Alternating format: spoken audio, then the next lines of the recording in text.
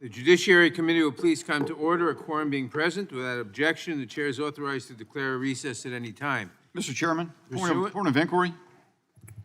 Pursuant to Mr. Chairman. Committee Rule 2 and House Rule 11, Mr. Chairman, it's emerged over the last 24 hours from an FBI whistleblower that the Counterterrorism Division of the FBI is threat tagging parents of school children. gentleman is not recognized.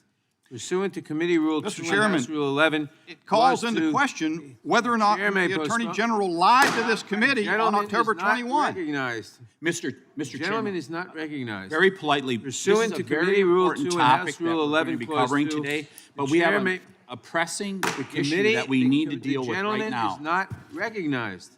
Mr. Chairman, would you Pursuant- please recognize me? Because No, not now. this will just take a Pursuant to few Committee minutes, Rule and then 2 we'll get on to this very important topic of At the today. appropriate time, you'll Mr. be Chairman? at the appropriate time, you'll be Chairman? recognized. Mr. Chairman. Pursuant to Committee Rule 2 and House Rule 11, Clause 2, the chair may postpone further proceedings today on the question of approving any measure or matter or adopting an amendment for which a recorded vote for the ayes and nays are ordered. Mr. Chairman, it's would like time to to- bring Attorney General Garland back into this body. The gentleman is not recognized. I would like to remind members that we have established an email address and distribution list dedicated to circulating amendments, exhibits, motions, or other written materials that members might want to offer as part of our markup today. If you'd like to submit materials, please send them to the email address that has been previously distributed to your offices, and we will circulate the materials to members and staff as quickly as possible. I would also remind all members that guidance from the Office of Attending Physician states that face coverings are required for all meetings in an enclosed space, excuse me, such as committee markups, except when recognized to speak. Finally, I would ask all members, both those in person and those appearing remotely, to mute your microphones when you are not speaking. This will help prevent feedback and other technical issues. You may unmute yourself anytime you seek recognition. Pursuant to notice, I now call up H.R. 4445, the Ending Forced Arbitration of Sexual Assault and Sexual Harassment Act of 2021, for purposes of markup, and move that the committee report the bill favorably to the House. The clerk will report the bill. H.R. 4445 to amend Title IX of the United States Without Code. objection, the bill is considered as read and open for amendment at any point. I will begin by recognizing myself for an opening statement. Yesterday, this committee heard powerful testimony from 4 survivors of sexual assault and sexual harassment about their harrowing experiences and the deep wounds they continue to carry with them to this day. It was a hearing none of us will forget, and we appreciate these brave women coming forward and sharing their stories. As they explained, after enduring such horrific trauma at the hands of their perpetrators, they were forced to endure further trauma when they sought to hold their assailants accountable in court and found that their only recourse was a secretive arbitration process that was stacked against them. Arbitration was originally developed as an alternative to the court system for parties of relatively equal bargaining power to enter into voluntarily. In recent decades, however, forced arbitration clauses have become ubiquitous in our lives, largely in the form of take-it-or-leave-it contracts between very large companies and individual consumers. As a result of this trend, these clauses have rendered our court system, in which victims have far stronger protections, inaccessible to far too many. Nowhere is that trend more apparent or problematic than in the workplace. It is projected that by 2024, 80% of private sector workers will be forced to sign an arbitration clause when accepting employment, a full 80% of our fellow citizens. And consider that, over the past 5 years, employers prevailed over their employees in 98.1% of these arbitration cases. Buried deep in the fine print of the paperwork, these employees were required to sign. They bound themselves to a system in which they are nearly guaranteed to fail. They foreclosed the possibility of ever having their day in court, and in nearly all of these instances, they even gave up the right ever to talk about their experience. But these numbers cannot capture the true human toll of forced arbitration. Earlier this year, the Subcommittee on Antitrust, Commercial, and Administrative Law held a hearing examining the effect of forced arbitration clauses on our fundamental statutory rights and protections. There, Gretchen Carlson, who survived pervasive sexual harassment by Roger Ailes, the CEO and founder of Fox News, testified about the use of forced arbitration to silence victims of systemic sexual harassment. Professor Miriam Gillis of the Cardozo School of Law similarly explained how forced arbitration perpetuates the exploitation of women in the workplace by shunting victims into a private system where each is unaware of the other and where the arbitration provider, who is chosen and paid by the employer, lacks authority to remedy systemic and recurring workplace abuse. As Ms. Zandoa Newton testified yesterday, no aspect of the contract with her employer was actually negotiable, including the forced arbitration clause. As a result, she was forced into an opaque system that limits discovery, does not include the protections of the federal rules of evidence, and leads to secret rulings without oversight or scrutiny. By forcing her and others into silence, by denying them the option of seeking their day in court, forced arbitration allows toxic office cultures to flourish and embolden sexual predators to operate with impunity. In a system that sides with the company 98% of the time, accusations of sexual assault will remain hidden forever. The company gets to pick the judge and the jury, truncate the discovery process, choose the law applied, and prevent all appeals. When the company wins, it can request that the victim pay its attorney's fees. H.R. 4445, the Ending Forced Arbitration of Sexual Assault and the Sexual Harassment Act, removes these barriers to justice for survivors of sexual assault or sexual harassment by giving them a real choice of whether to go to court or to arbitrate their claim. In doing so, H.R. 4445 ends this unjust and frankly repulsive system in which American companies are seemingly better off retaliating against victims of sexual assault than taking responsibility and holding the perpetrators to account. This legislation is supported by a broad coalition of public interest organizations, including the National Alliance to End Sexual Violence, the National Center on Domestic and Sexual Violence, the National Coalition Against Domestic Violence, the National Partnership for Women and Families, the Rape, Abuse, and Incest National Network, and many others. Earlier this month, the Senate Judiciary Committee passed identical legislation through a unanimous voice vote with overwhelming bipartisan support. Now we must do the same. I thank my colleagues, Representatives Bustos and Jayapal, for their leadership on this issue, and I urge my colleagues to support this bipartisan legislation. I now recognize the ranking member of the Judiciary Committee, the gentleman from Ohio, Mr. Jordan, for his opening statement. Thank you, Mr. Chairman. On October 21st, the Attorney General of the United States was in front of this committee and made this statement, quote, "I could not imagine any circumstance where parents are labeled domestic terrorists." One problem with that statement.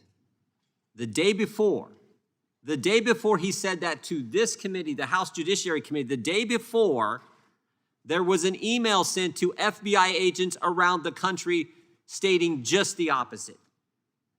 Email sent from the Counterterrorism Division of the FBI, treating parents, labeling parents, categorizing parents as a threat tag for simply showing up at school board meetings and speaking their mind, objecting to a racist, hate America curriculum.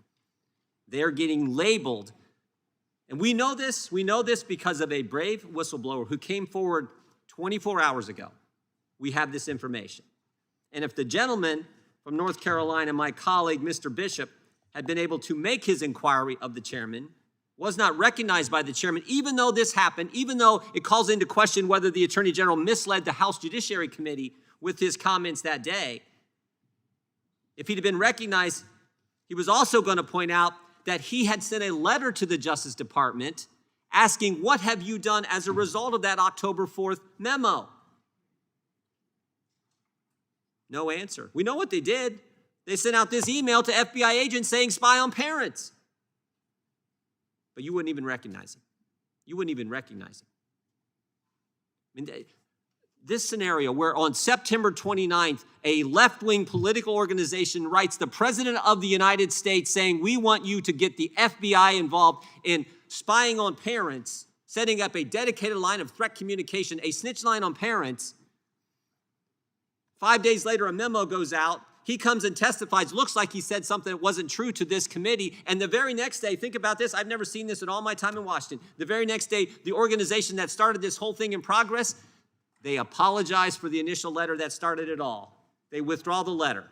And you guys won't join us in wanting to, we need the Attorney General back sitting right at that chair, answering our questions. And you wouldn't even recognize the gentleman from North Carolina. I hope I hope the majority understands how serious this is. You know what this reminds me of? This reminds me of something we all went through 10 years ago. This reminds me of when the IRS targeted people, and then it wasn't called a threat tag, then it wasn't called a terrorist tag, no, then it was called the BOLO list. Be on the lookout list. If you said the wrong thing in this country, the IRS, Lois Lerner, the IRS puts you on a list, much like what we see the FBI doing now, thanks to this brave whistleblower who came forward. So we're going to discuss some of that issue today as well, Mr. Chairman. And I know we have an important piece of legislation in front of us. And I again want to say thanks to the people who came yesterday and testified. It was compelling and powerful. No one should ever feel the way those victims felt, that they had been wrong, they had no real recourse. The expert testimony we heard yesterday, that arbitration is generally a well-functioning mechanism for dispute resolution, was also important.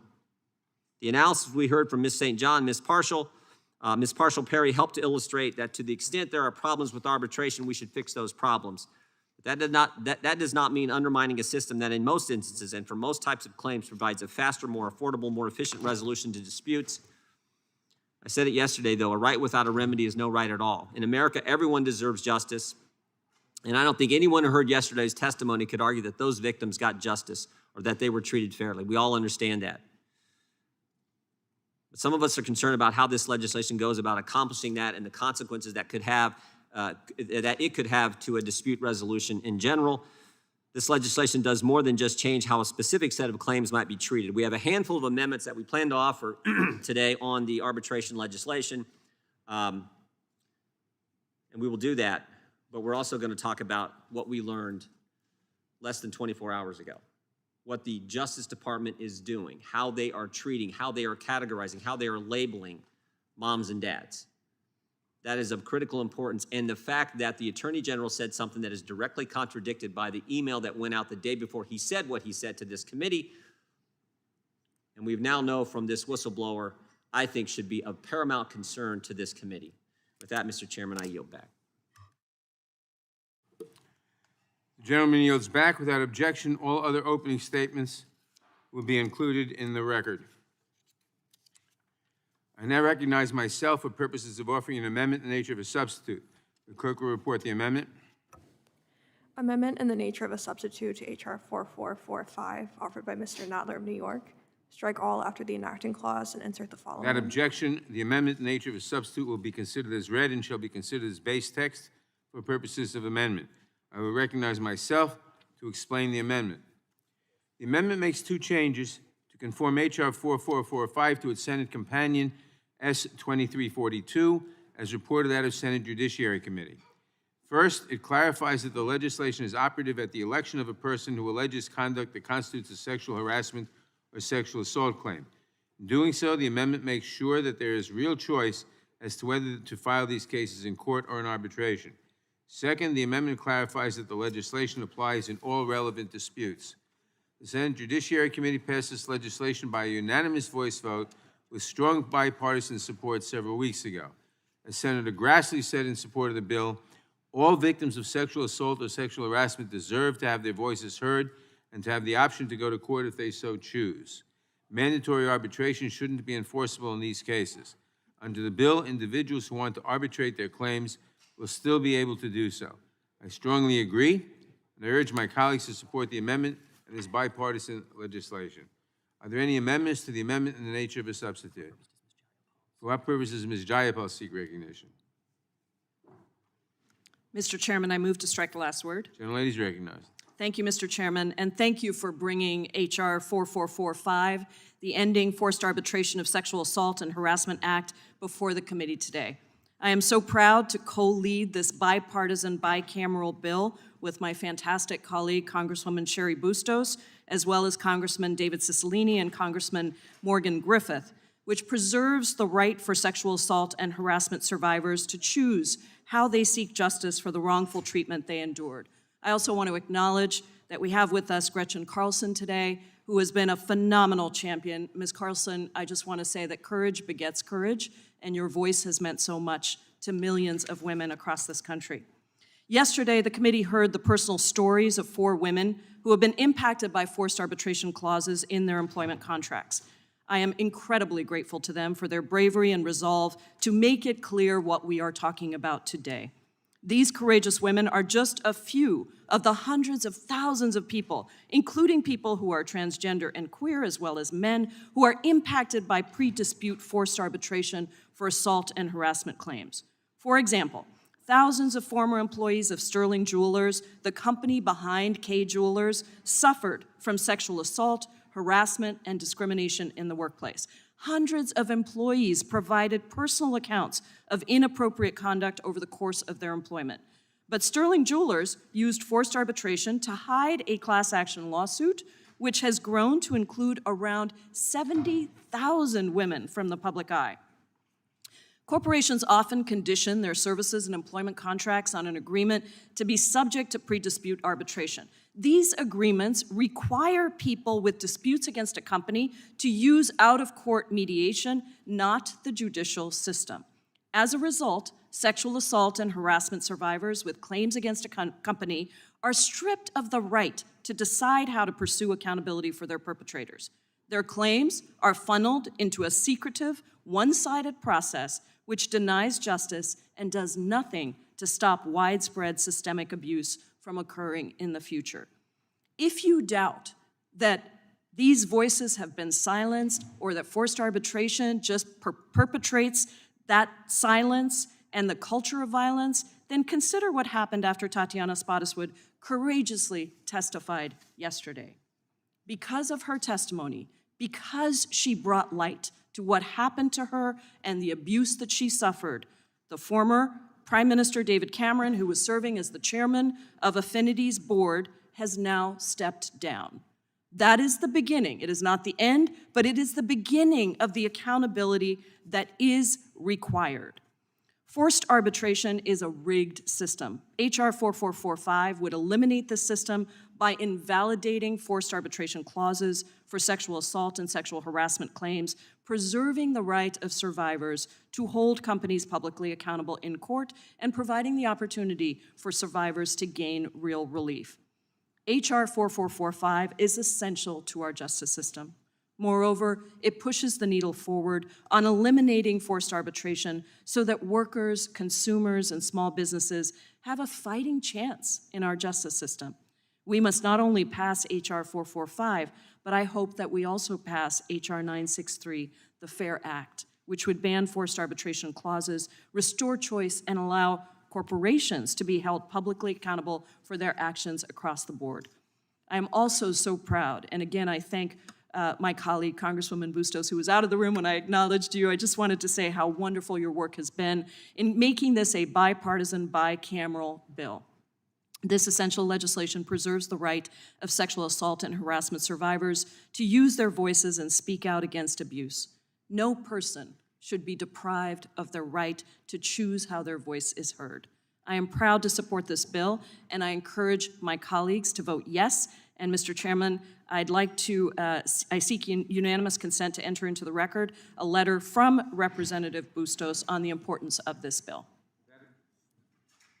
Without objection. Thank you, Mr. Chairman. I yield back.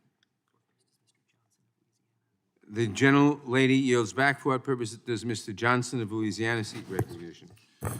Thank you, Mr. Chairman. This is an important issue. We're grateful for the testimony of the witnesses. The gentleman desire to strike the last word? Strike the last word. Gentleman is recognized. We're grateful for the compelling testimony of the witnesses yesterday, and grateful to Ms. Carlson and everyone who's worked on this issue. But before we get to that, we have to address the most pressing and most immediate issue that is before this committee. We have a broad jurisdiction. Among our jurisdiction is the oversight of the Department of Justice.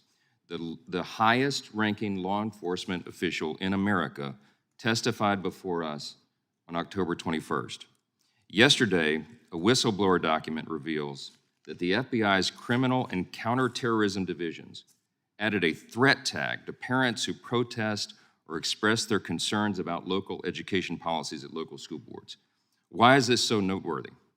Well, this now leaked October 20th internal memo gave that directive. Obviously, treating concerned parents as domestic terrorists is outrageous. We're deeply concerned about that. But this development is even more urgent because the Attorney General appeared before us Merrick Garland, he specifically testified the day after this directive was issued, it was October 21st. He said repeatedly and under oath that the Department of Justice is not targeting parents. In fact, as Ranking Member Jordan said just a moment ago, here's just one quote from his testimony. He said, Attorney General Garland said in his own words, "I cannot imagine any circumstance in which these parents would be labeled as domestic terrorists."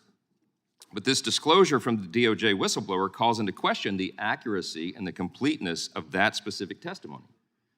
Did the Attorney General mislead us? Or did he actually not know what the two largest divisions of the Department of Justice are doing about one of the highest profile issues in America today? There are only two possibilities here. He's either dishonest or he's incompetent. And either scenario is of great alarm to the American people. I have a letter that I sent to him November 2nd following that hearing because one of the issues that he was not forthcoming about was his family's financial interest in the very issue that he directed the Department of Justice to go after. And I said in this letter, by any objective measure, your answers to very simple and direct questions during our hearing were inadequate. And it is thus our obligation as the Judiciary Committee to again request information to determine whether you met your ethical obligations as our country's top law enforcement official when you issued that October 4th memorandum, where he sicked the Department of Justice, U.S. attorneys and FBI agents on parents for showing up and engaging in their First Amendment right to weigh in on their children's curriculum and what's happening. And of course, his son-in-law, as we pointed out, and as the records reflect, directly relates to this. He has direct financial interest in pursuing critical race theory curricula and other materials that the parents are going to protest. So the highest ranking law enforcement in the country weighs in on it, sicks the full weight of the Department of Justice against parents who are protesting the very materials that his family is profiting from. The Code of Federal Regulations discourages executive branch officials from engaging in conduct, I say in my letter, reminding him, that is likely to affect the financial interest of, quote, a person with whom he has a covered relationship. The Attorney General has not addressed this issue, and now, because of this leak, we have good reason to believe that he misled us, not only on that, but on all the issues that he testified to. The main issue of the hearing, from our perspective, and this is of great concern. So we insist that the Attorney General return to this committee, that we put him under oath again, and we get answers to these critical questions, because as I explained to him in that hearing, and we all know, the American people are losing their faith in our institutions, and if they lose their faith in the idea that justice is blind, that there are not two standards of justice, there's just one standard, and no one is above the law, if we lose our belief in that standard, in that principle, then we lose something that is essential and fundamental to holding our republic together. That's what's at stake. And the importance of that issue transcends everything else that we have to do today. Everything, in my view, everything we have to do in this Congress for the remainder of the year. We have to get the Attorney General on record to clear this up. The American people are owed that, and we will not cease in insisting upon that. And Mr. Chairman, I beg you to do your job, do our job as this committee with this important oversight responsibility, and bring back the Attorney General. With that, I yield back. Gentleman yields back. For what purpose does Mr. Cicilline seek recognition? I move to strike the last word, Mr. Chairman. Gentleman is recognized. Thank you, Mr. Chairman. Predators rely on silence. As long as their actions are hidden, they are free to act with impunity. And forced arbitration, when weaponized by sexual predators in the workplace, creates a culture of silence. These clauses are ubiquitous in everyday contracts and block survivors of sexual harassment and assault from making their stories known and having their day in court, preventing them from holding abusers accountable for their horrific crimes. This private system does not have the same procedural safeguards of our justice system. It's not subject to oversight, it has no judge or jury, and it's not bound by laws passed by the Congress or the states. And when forced arbitration is combined with non-disclosure agreements, as it so often is, it silences the survivors of sexual harassment and assault. For example, according to a disturbing report by the Washington Post, hundreds of former female workers of Sterling Jewelers, the massive jewelry chain that owns Kay Jewelers and Jared, were, and I quote, routinely groped, demeaned, and urged to sexually cater to their bosses to stay employed, end quote. According to numerous sworn statements, male executives and supervisors at all levels of the company engage in a widespread pattern of abuse, harassment, and discrimination. This misconduct included forcing women to perform sexual favors, to receive better jobs or higher pay, and retaliating against women who reported abuse within the company. One store manager wrote in her declaration that male executives, and I quote, prowled around like dogs that were let out of their cage, and there was no one to protect the female managers from them, end quote. Although many of the women at Sterling Jewelers sought to hold the company accountable by banding together in a class action, Sterling covered up this abusive conduct for years by forcing its workers to waive their right to bring a lawsuit against the company in public court. These arbitration proceedings were conducted in private. The outcome was sealed, and any settlements with the company were bound by confidentiality clauses. Not only did this massive cover-up shield the company from public accountability, it also blocked other victims of assault and harassment from coming forward until some of the stories finally became public years later. As Gretchen Carlson testified during my subcommittee's hearing on forced arbitration in February, and I welcome her here today again, these are not isolated cases. Far from it, thousands of women across the country have suffered through similar pain and humiliation. They were isolated and taken advantage of. They were silenced by forced arbitration clauses and non-disclosure agreements, and they were unable to hold wrongdoers accountable by having their day in court. As Ms. Carlson testified, forced arbitration, and I quote, perpetuates the systemic problem of protecting predators, end quote. Yesterday, we heard directly from several survivors of this abuse, Ms. Newton, Ms. Spottiswoode, Ms. Henry, and Ms. Dushku. And their testimony illustrated how this outrageous practice is routinely abused by predators to cover up their horrendous behavior. As Ms. Spottiswoode made painfully clear in her testimony, her abuser, the founder of Invisalign and the CEO of Affinity, initiated an arbitration against her because he knew the secrecy of arbitration would protect him after beating and sexually abusing her. H.R. 4445, the Ending Forced Arbitration of Sexual Assault and Sexual Harassment Act, will end this heinous practice once and for all. This bipartisan legislation prevents forced arbitration for any claim of sexual assault or sexual harassment. I'd like to thank you, Chairman Nadler, for considering this bill today, as well as my colleagues, Representatives Bustos and Jayapal, for their leadership on this issue. The companion to this bipartisan legislation was passed unanimously by the Senate Judiciary Committee several weeks ago. I urge my colleagues to support this measure today. And for anyone who had the privilege of hearing the testimony yesterday of the survivors of this conduct, let's show the American people that we're going to respond in the right way and have every single member of this committee vote yes so that we can send a strong message to anyone who would contemplate engaging in that behavior that they will not get away with it. That the time for forced arbitration clauses that provide that kind of secrecy is over.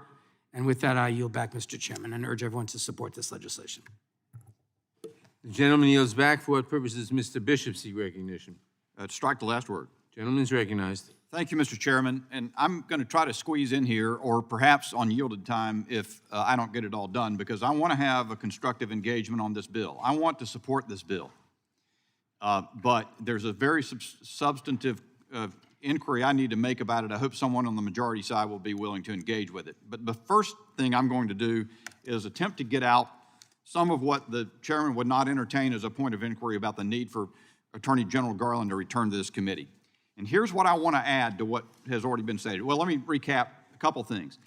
It is the last 24 hours since a whistleblower has brought forth an email from the Counterterrorism Division of the FBI talking about threat tagging incidents where these parents are protesting against school boards. If that does not shock everybody on this committee, you've been in Congress too long. And so here's the other thing. That document that had to come out from a whistleblower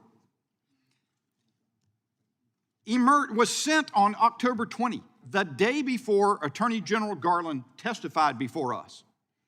That document should have been in our hands when we asked Attorney General Garland questions. Because on October 7, immediately seeing that October 4 memo from the Attorney General was breathtakingly problematic, I sent a letter and said, I want to see all correspondence within the Department of Justice connected with or relating to that October 4 memo. It should have been sent to my office the same time it was sent to the FBI. And believe me, there would have been questions to Attorney General Garland based on that. Not only is there a question about whether Attorney General Garland denied knowledge he must have had when he testified to this committee, but that memo was out. It was disturbing enough to an FBI agent to become a whistleblower. It should have been in the hands of Congress. This is a cover-up at the Department of Justice. Now, as to where we are in this bill, here's the problem that concerns me about the bill, and I otherwise will support it if this is fixed in some way. There is a definition, gosh, I hope I haven't paged away from it. There is a definition of sexual harassment here that is new to the law. Anyone who's practiced in this area knows that sexual harassment, the definition of sexual harassment that's actionable under federal law, under Title VII, has been dealt with very comprehensively and carefully by the Supreme Court of the United States.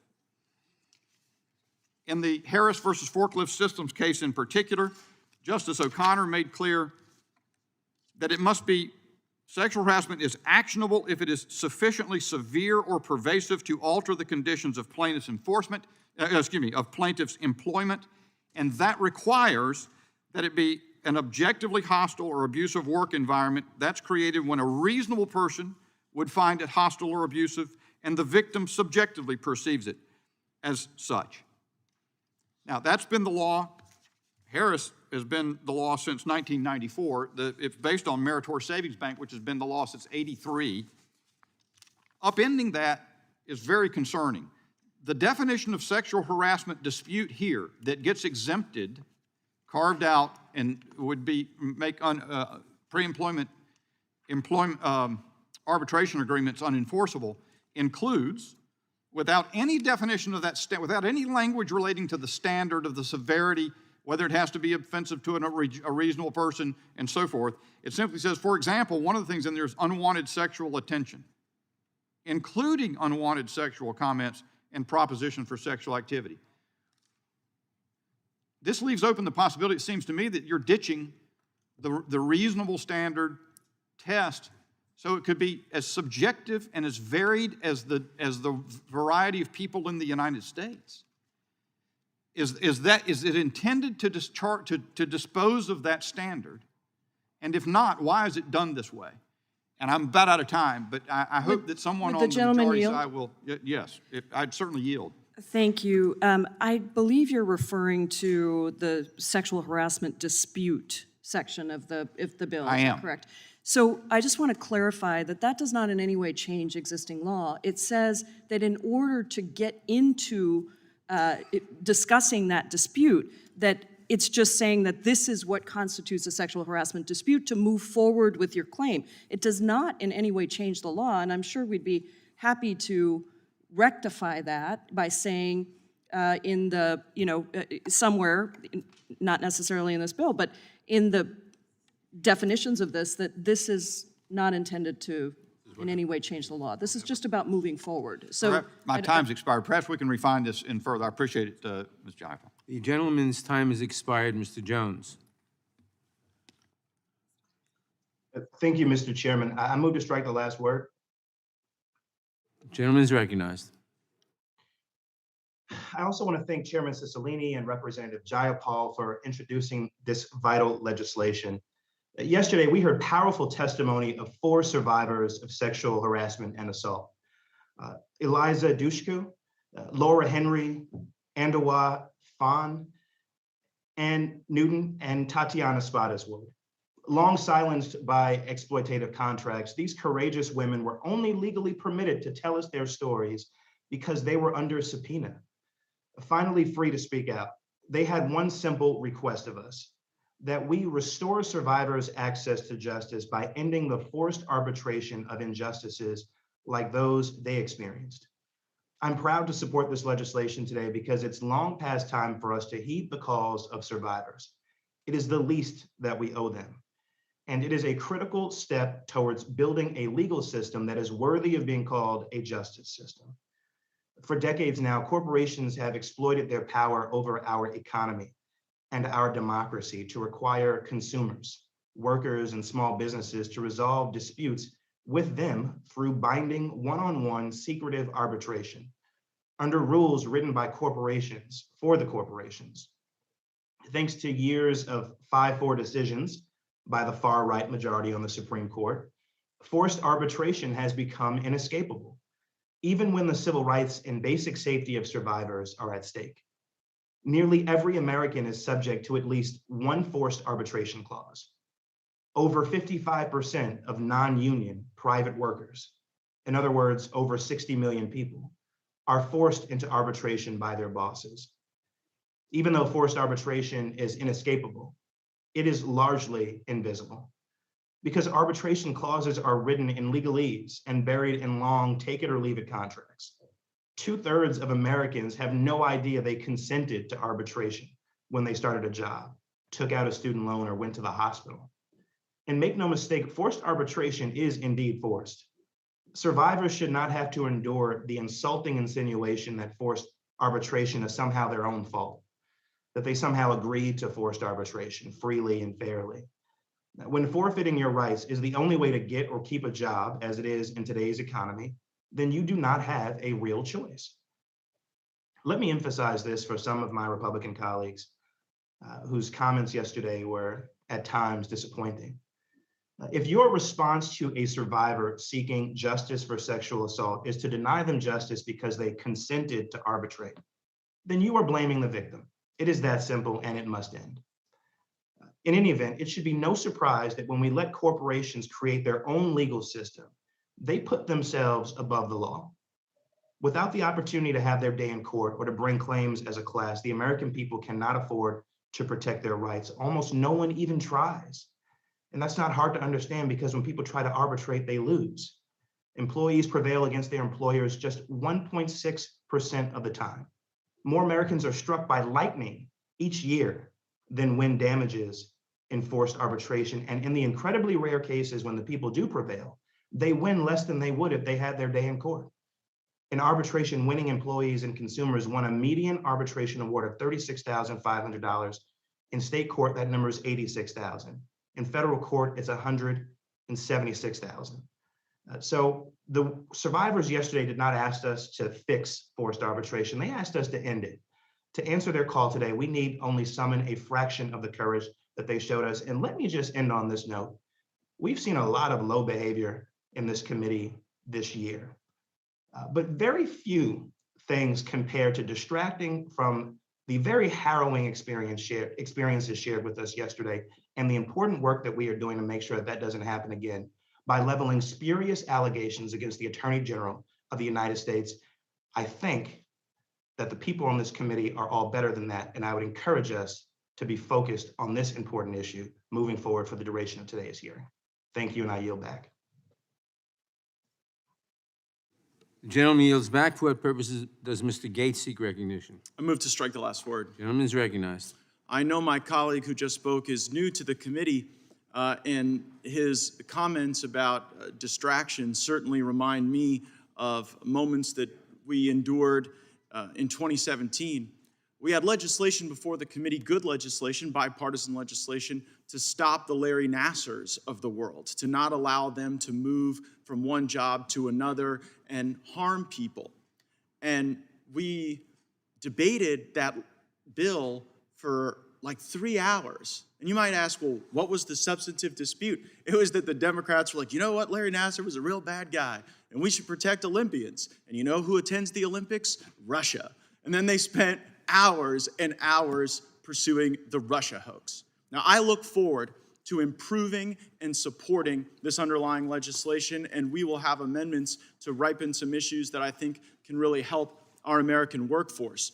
But we must address a searing matter before the Judiciary Committee and before the country. To label parents domestic terrorists for showing up at school board meetings and caring about their kids is abhorrent, unpatriotic, and un-American. But to lie about doing so is even worse. And somebody knew. As the Attorney General was testifying before this committee saying he couldn't imagine ever appending a label to a parent of domestic terrorism, someone was watching at the FBI and they understood that that was dishonest, that that did not paint a clear picture of what was actually happening, because there were threat labels that were being put on folks who loved their kids and who showed up. So here's my question. How many? How many Americans right now that went to a school board meeting, that emailed a parent, that confronted a principal, that reached out to their school board members, that ran into a superintendent at the supermarket and expressed their view? How many of those Americans right now are carrying a threat label with them? What's next? Can't fly on airplanes? Can't access the U.S. financial system? Get doxxed at their job? Get deplatformed online? The Department of Justice has been politicized, weaponized, and turned against our fellow Americans. But when the Attorney General came and visited us, it was an interesting moment on the calendar, because we were days away from an election in Virginia and New Jersey. And maybe the Attorney General believed that because that election was around the corner, he could downplay the aggressive, unpatriotic action that he had taken against America's parents by telling us something different. You know, when Americans lie to the Department of Justice, they get prosecuted, especially when they're conservatives. But when the Attorney General seemingly lies before our committee, the majority doesn't even have follow-up questions. And by the way, this is the same Democratic majority that indicted Steve Bannon because he wouldn't show up while attempting to resolve whether or not there was an executive privilege issue. But then when people actually show up and mislead and are dishonest, there is far less contempt displayed in the face of that dishonesty. My fellow Americans, if the Department of Justice will send the Attorney General here to lie to us, to mislead us, then they will lie to you. I was at dinner recently in Florida with my wife, and a clean-cut dude in his 30s comes up, taps me on the shoulder, and said he was a member of federal law enforcement. And I asked what entity, and he said that he wouldn't tell me, but it was the one I criticized the most. And he said, Mr. Gates, you need to understand that the same divisions that exist in our society today also exist in the FBI. And we're not all up for these terrible things that we see in our organization. And he said, tell Mr. Jordan thank you for the great work we do, and to know that there are great patriots out there that are working hard to protect our fellow Americans. I'm glad there was a real whistleblower that stood up to tell us what was really going on, because otherwise we wouldn't know. Well, I wonder who that is. You know, just keep talking. They're not really turning you off. Yeah. It is a little bit like a Twitter moment, though, isn't it?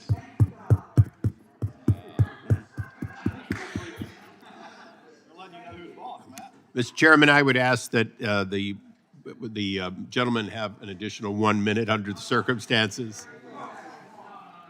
Mr. Chairman, I'll yield my remaining 30 seconds. The gentleman will suspend. We don't have a clock yet. Oh, my That's a reason to keep going.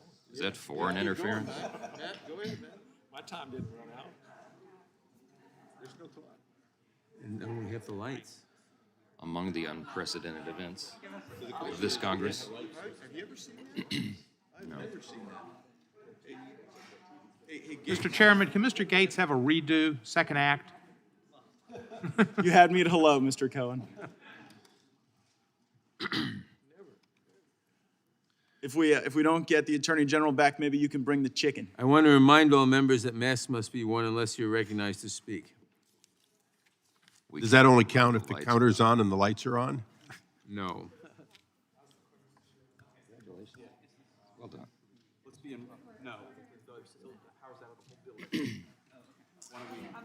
Is this the intermittent power we've been promised in natural resources?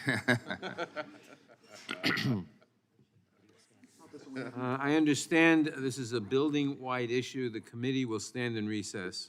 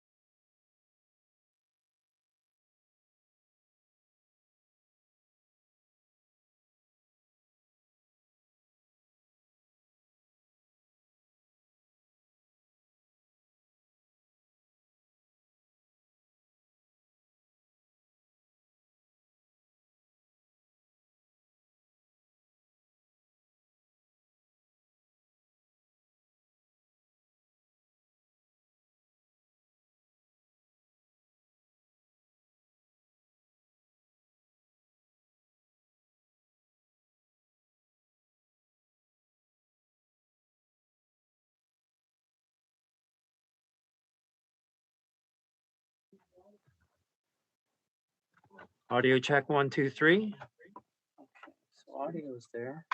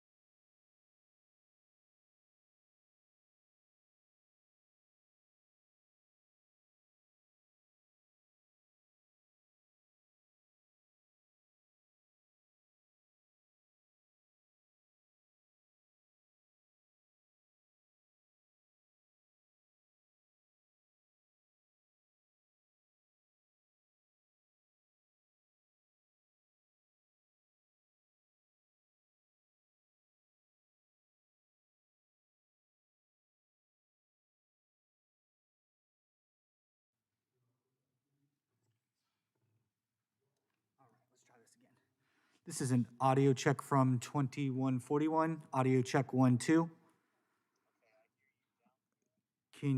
So you're in the booth, can you check with, can you check with Media Center? Yeah, 1 second. All right, And this is me off of Zoom, Eric. You got me? 1, 2, 3. Yep, hear you loud and clear. He's Okay. about to check with Media Center now. Yeah, we're not. All right, copy that. We're not seeing video. Just not seeing program in the output of my codec yet. It's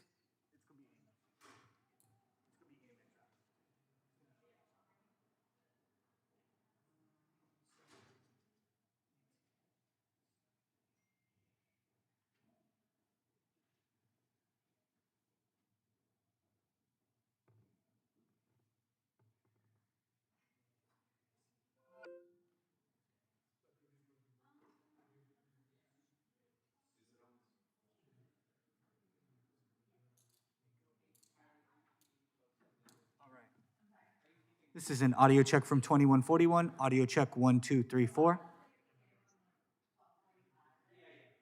James, if you're still on there, could you speak as well so we can verify far end to Media Center? Okay, here is the platform to the hearing room. 1, 2, 3, 4, 5. You get that, Aaron? All right, thank you.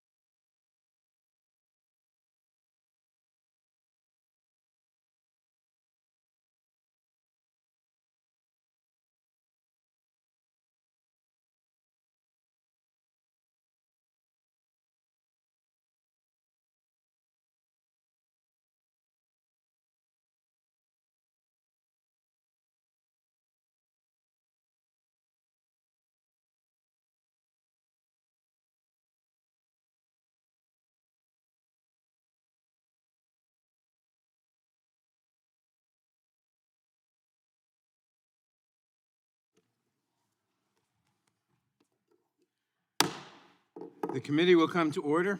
At the point we recessed, Mr. Gates was speaking on the amendment in the nature of a substitute. I recognize him for his remaining 1 minute. Thank you, Mr. Chairman. I said all I needed to, and I'll yield back. The gentleman yields back. Who else seeks recognition? For what purpose does Mr. Raskin seek recognition? I move to strike the last word, Mr. Chairman. The gentleman is recognized. Thank you.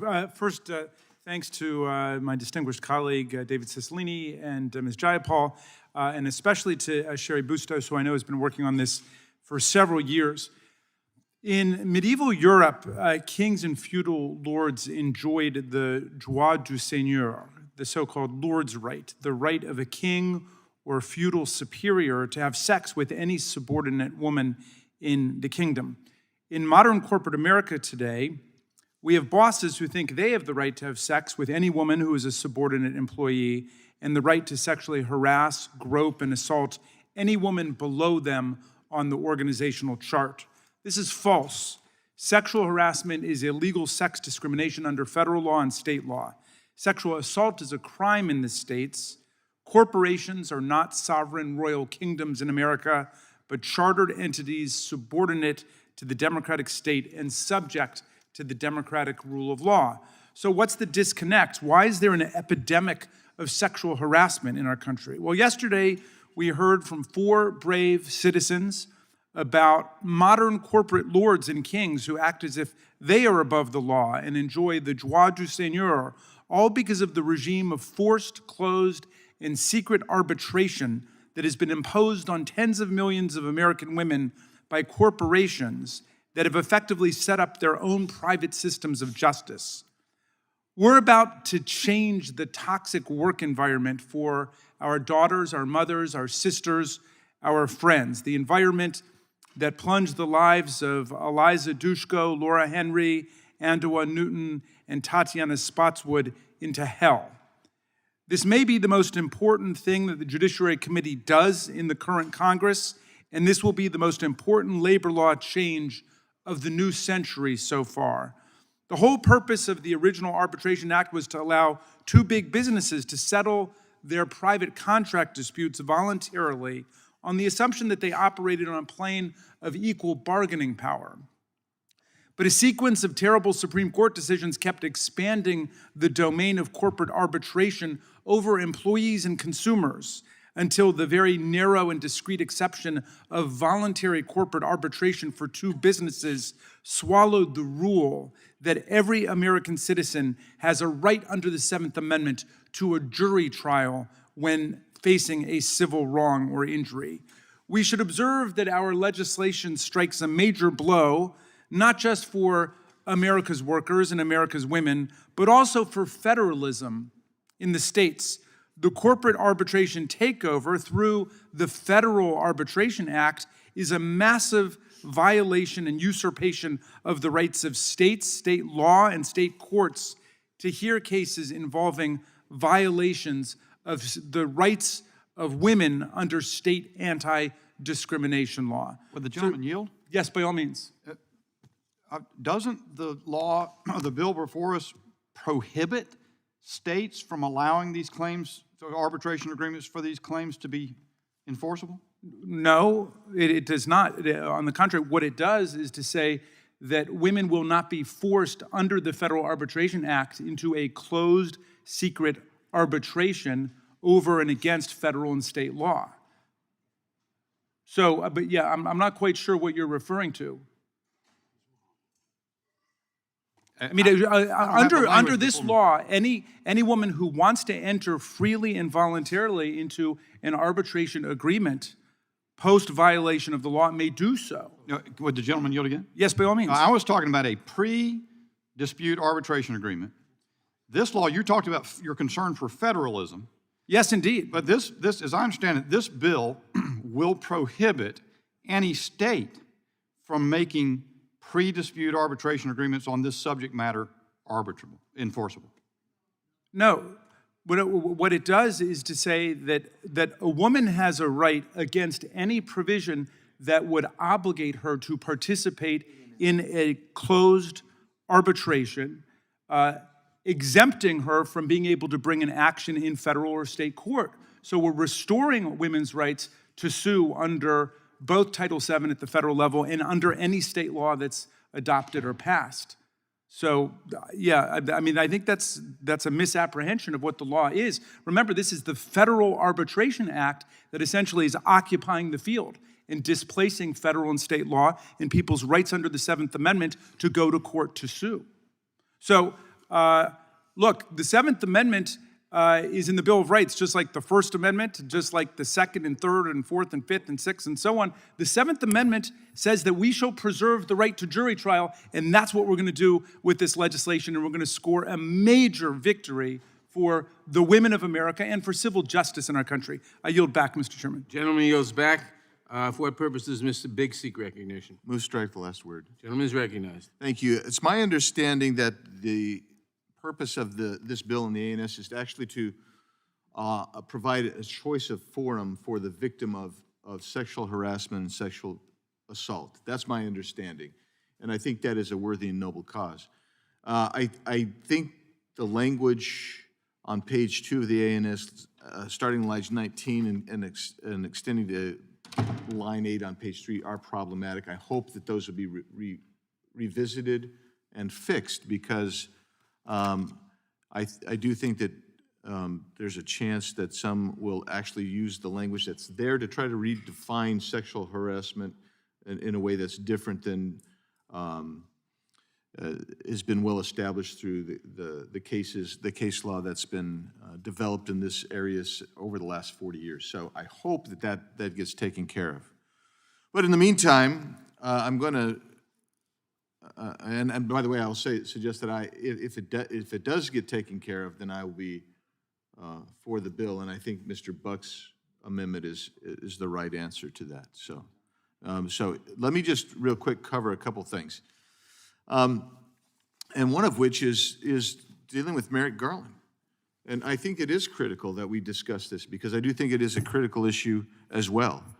And I look back and I think what happened on September 29th, and there was a letter that went to Mr. Garland, the Attorney General. And within a few days, on October 4th, he issued a directive to the FBI and other departmental components to proceed forward to investigate parents who showed up at school board meetings. And what he said was, there's a disturbing spike in these types of incidents of harassment, intimidation, threats of violence. Now, when asked about that, Mr. Garland said, well, I haven't seen any data or reports. He says that he'd seen a newspaper account or something like that. That's what he relied on.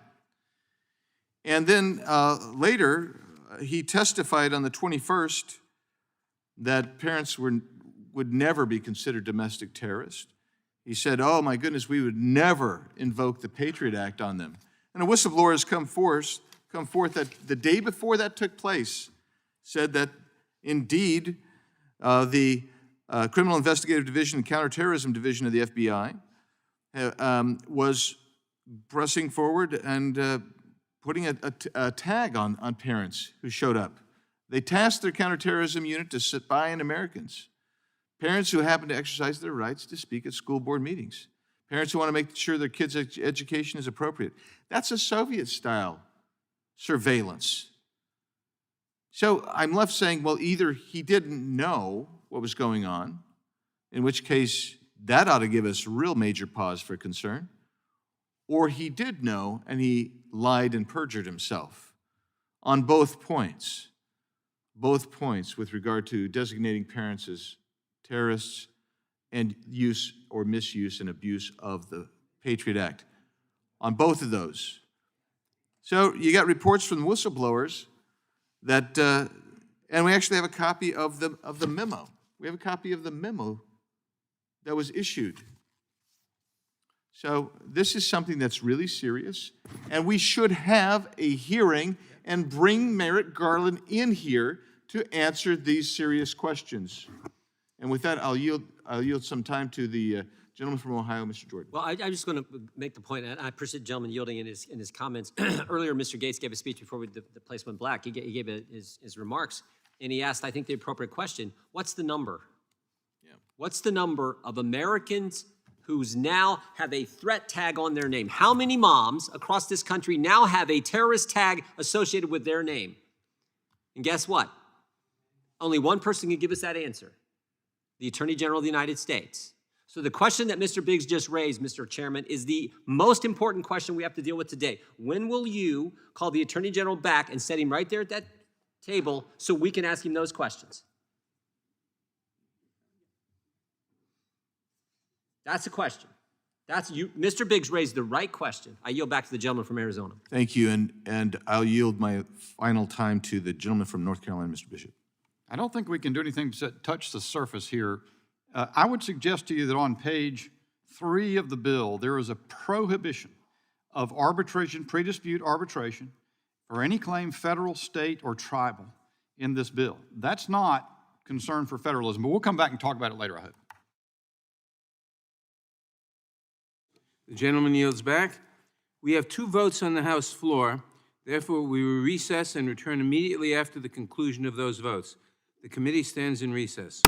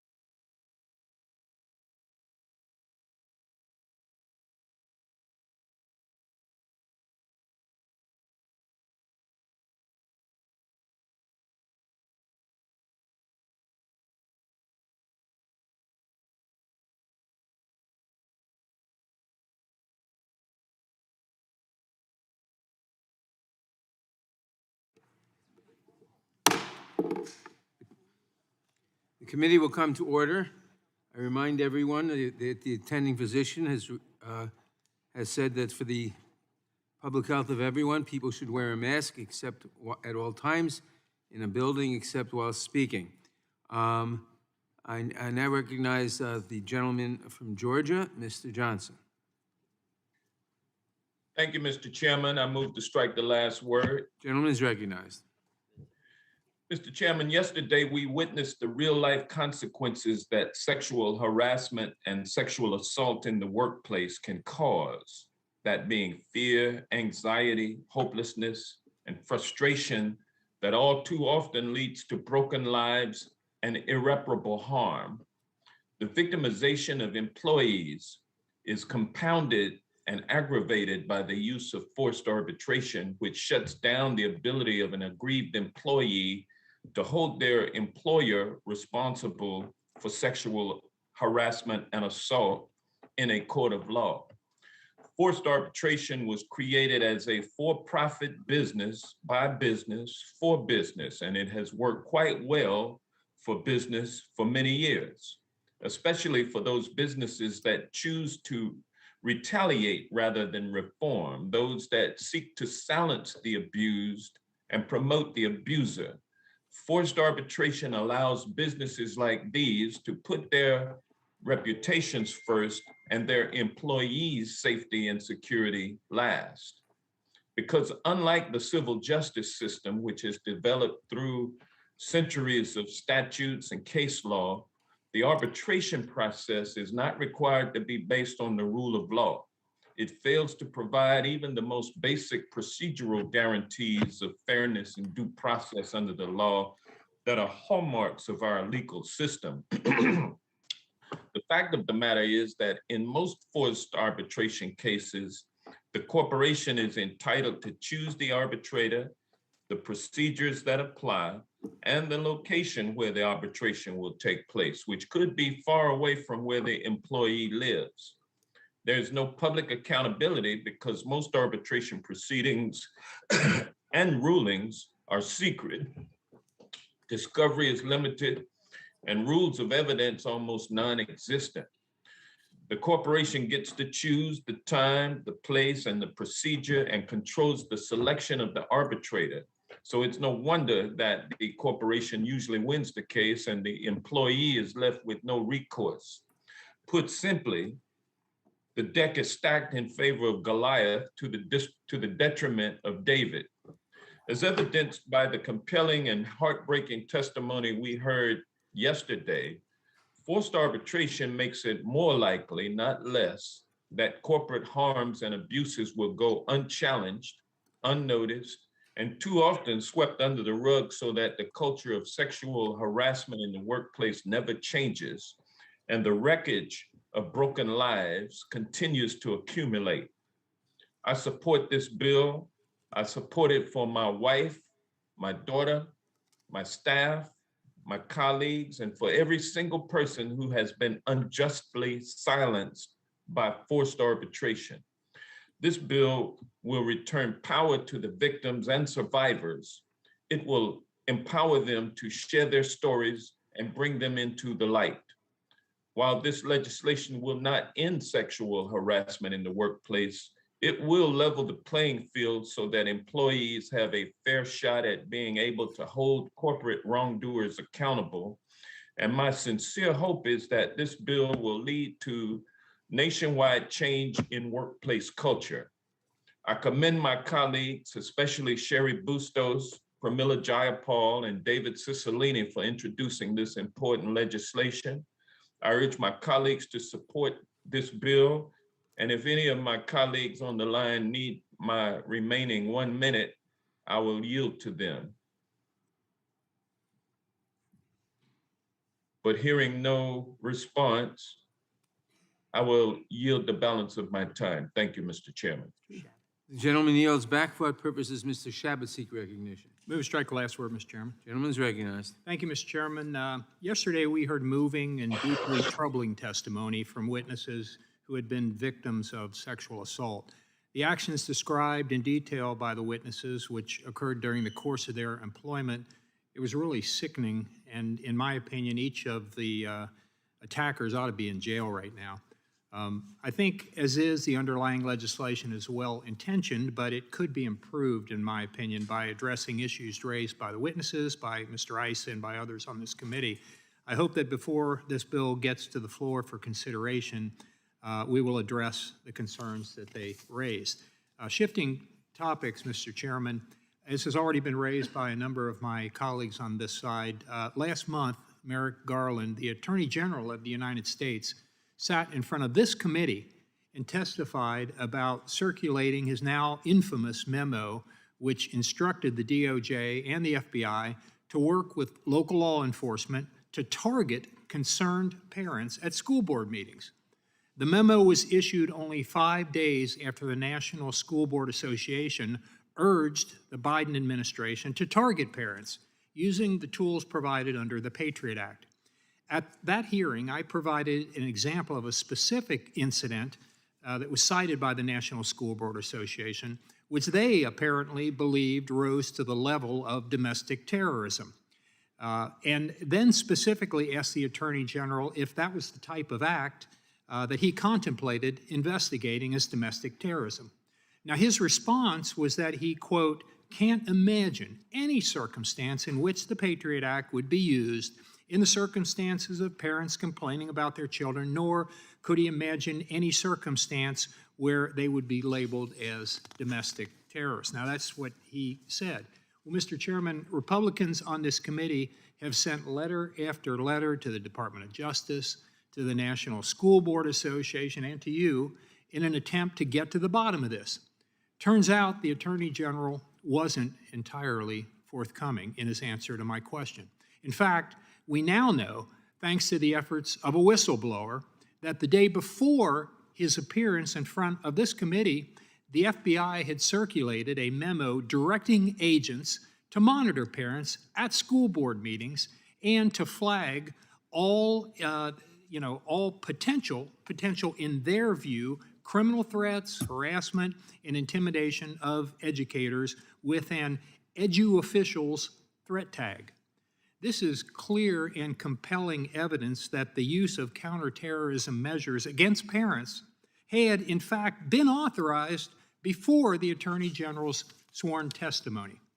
In light of this troubling new information, Mr. Chairman, I urge you to call the Attorney General back before this committee to testify about the FBI's threat tag directive and his statement before this committee, which now appears to have been less than fully accurate.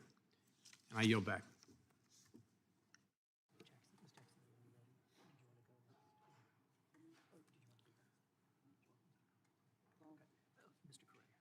The gentleman yields back. For what purpose does Mr. Correa seek recognition? Gentleman is recognized. First of all, let me thank my colleagues for this most important legislation, Ms. Bustos, Ms. Jayapal, and of course, Mr. Cicilline.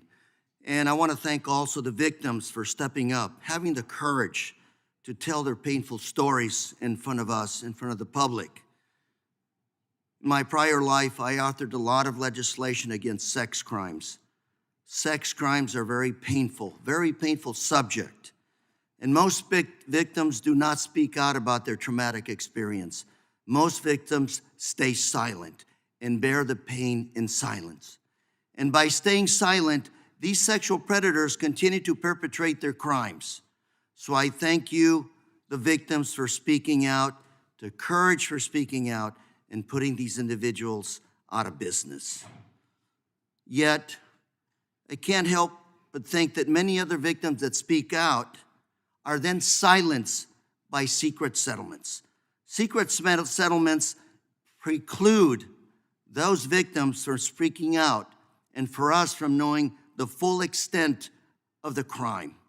Secret settlements shield these sexual predators from all of us. How can we know the extent of a crime, of an issue, unless victims speak out?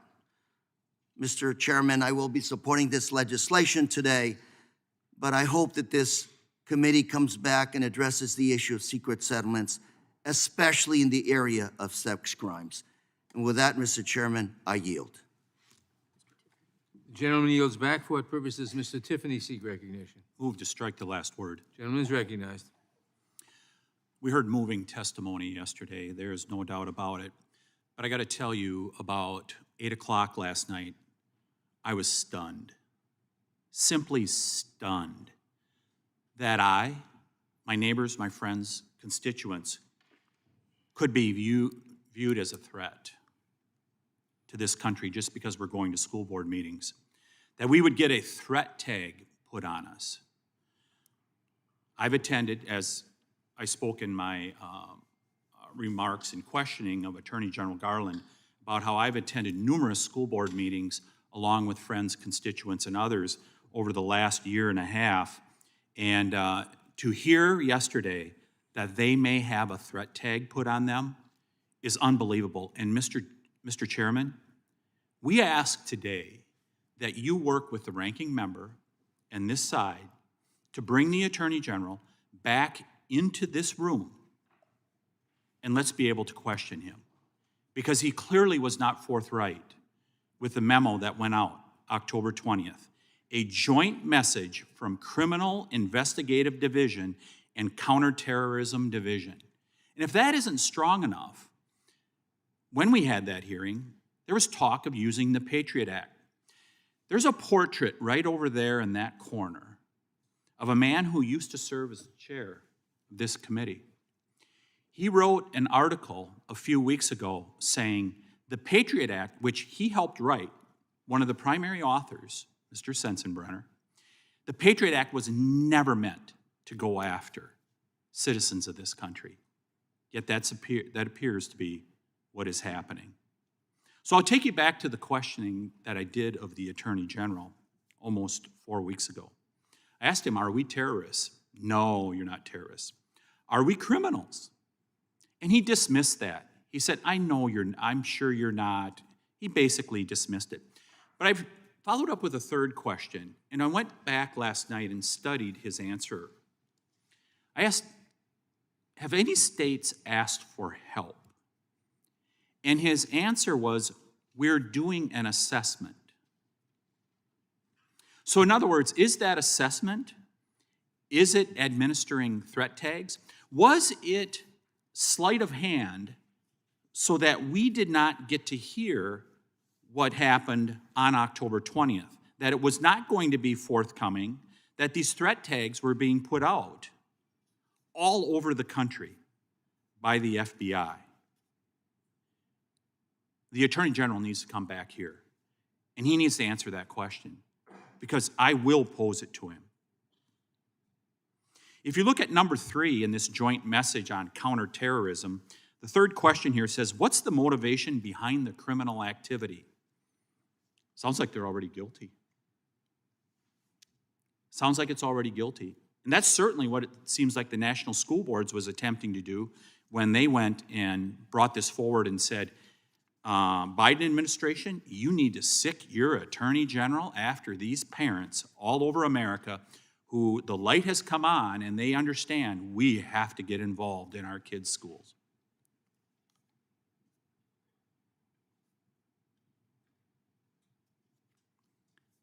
You might want to bring in Director Wray, too, after you get done with Attorney General Garland. So a couple of my colleagues were speaking earlier. One of them referred to, in regards to the issue before the committee today, said the deck is stacked and it's David versus Goliath. He's absolutely right. In this context also, threat tags being put on parents, the crushing weight of the federal government is coming down on parents with these threat tags. The Attorney General, the FBI, they're coming after the parents. It was also cited by another member, corporations put themselves above the law. Well, what about when our government puts themselves above its citizens? It's not a good thing, is it? He also called it a distraction, what we were attempting to do today. Distracting from parents being harassed. The Judiciary Committee needs to do its job, Mr. Chairman. We will work with you to bring the Attorney General back here to have another round of questioning, and then I hope you follow that up by bringing FBI Director Wray after that, and let's see if their stories mesh. Bring the Attorney General back before us. I yield back. The gentleman yields back. For what purpose does the gentlelady from Texas seek recognition? To strike the last word, Mr. Chairman. Gentlelady is recognized. Mr. Chairman, we're at a pivotal moment in history, again, in this committee, as we've often been. A life-changing approach to women and men and others who have been sexually harassed and managed to be brutalized twice with no remedy. Forced arbitration, in the context of today's markup, should be immediately stopped. And I'm delighted to join and be a co-sponsor and to congratulate Congresswoman Jayapal, Bustos, and Cicilline, and others who have worked to bring this horror to an end. It's a horror because it is an example of the privatization of the justice system. And let me be very clear. It is a circumstance where we hope people will have a choice in which system they desire. But what my friends on the other side of the aisle fail to realize is that there is no choice, because those employees sign agreements, many of whom, or much of what, is not read. And as I heard a witness say, they are so excited about the new job that it is in fact not accounted for. And so let me read, if I might, or summarize testimony from yesterday. That's why this is a significant day to bring justice. Using arbitration as an alternate system of justice is entirely unfair to the victim because arbitration lacks the transparency and presidential guidance of the justice system. This is forced arbitration. Forced arbitration is not an alternative regime for resolving claims. It is a means of suppressing legal claims altogether. It is frightening. It is demeaning. Forced arbitration takes power away from the everyday individual, but it takes the option of the court away as well. So, one of our witnesses said her employee showed up at her house, displayed his penis, his real penis, injected it, getting prepared for abusive sex. One of our witnesses had to stand in front of an entire cast of the show Bull, an outstanding actress, actor, producer, and to be publicly humiliated and sexually harassed. One of our witnesses was noticed and stalked by a hugely rich man at the ages of 13 and 14, all the way to the point where she thought that was behind her, and she was so excited about taking a job under this multimillionaire's leadership, and wound up being physically and savagely raped in a foreign country to escape only with her life, fearful that she would not get on a plane. She kept to herself until she could get out of the country. And then what about a young lady who suffers from PTSD and had an employer put his body parts on her head as she sat by her desk? She's still employed and lives in fear every day. Professor Gillis of the Cardozo Law School said, "It is long past time for Congress to enact legislation that limits the reach of these pernicious clauses. The Supreme Court has expanded the reach of the Federal Arbitration Act, wrongly so." And so I know my colleagues are enthralled with actions of the Attorney General, who they have not yet documented, but I am overwhelmed by the senseless abuse of women in the workplace.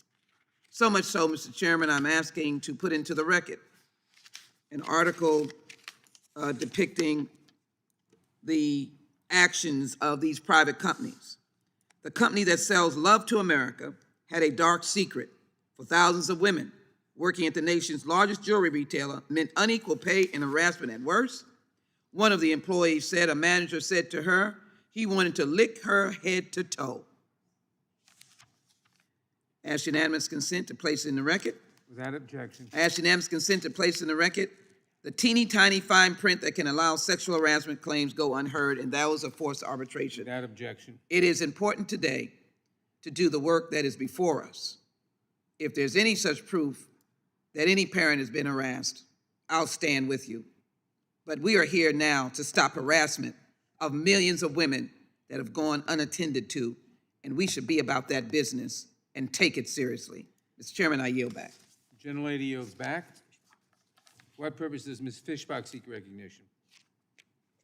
Mr. Chair, I move to strike the last word. Gentlelady's recognized. Thank you, Mr. Chairman. First, I do want to say what has happened to so many women in the workplace is terrible. And I appreciate the women who testified yesterday and the strength that took. And I appreciate their appearance before our committee. But this bill really does attempt to accomplish a goal that current law already accomplishes.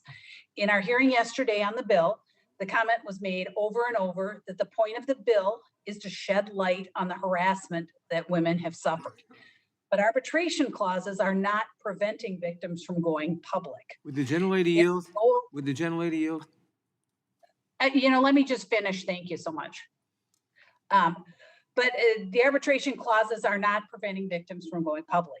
If the goal truly is to shed light on sexual harassment or sexual assault, then victims can simply ignore the arbitration clause and sue anyway, which I know that some of them have. There are better ways to shed light on sexual harassment than the government interfering in private contracts. Make no mistake, this bill is also looking to open the door for federal involvement in employment contracts. We have seen bill after bill from the other side of the aisle that wants to increase federal regulation and involvement in the economy and every other aspect of life. Now we have another one. This bill is one of over a dozen bills that want to insert government into private agreements. It's not being considered in a vacuum. There's a concerted, ongoing effort to involve the federal government in these private contracts. This bill assumes that it is the government's job to decide for people what is in their best interests. But America has succeeded for centuries because the government has stayed out of people's lives. I know Minnesotans don't want Congress telling them how to run their lives, and they don't want Congress to be dictating terms of private contracts. My constituents want less government in their business, not more. My constituents are already upset about the influx of spending bills, which seem to intentionally aim to make life in America more difficult by increasing taxes and inflation, bureaucratic regulation, and government involvement in their lives. I have concerns in many ways with this bill in which it is written, and it would push more and more claims into the court, which we, as we heard yesterday, are already overwhelmed. Hopefully, there will be some good amendments today to address some of these concerns. I urge my colleagues to protect the rights of Americans to decide contracts for themselves. Thank you, Mr. Chair. And there was Would you someone I yield believe now? who asked Would you yield to now? Yes, and I'm sorry, I'm online, can't tell who's asking, but I will yield. Thank you. I was struck by your comments. The purpose of this bill is not to shed light on the harassment, nor is it to increase government's interference in contracts. The purpose of this bill is to enable choice, to enable women who are sexually abused to choose whether they would whether they would prefer to have their accusations determined by a private arbitration proceeding or by a federal court. It is to give them that choice. Under current law, unfortunately, they often do not have that choice. They have signed away when they agreed to take the job in a clause which they didn't even know was there probably, and it's non-negotiable.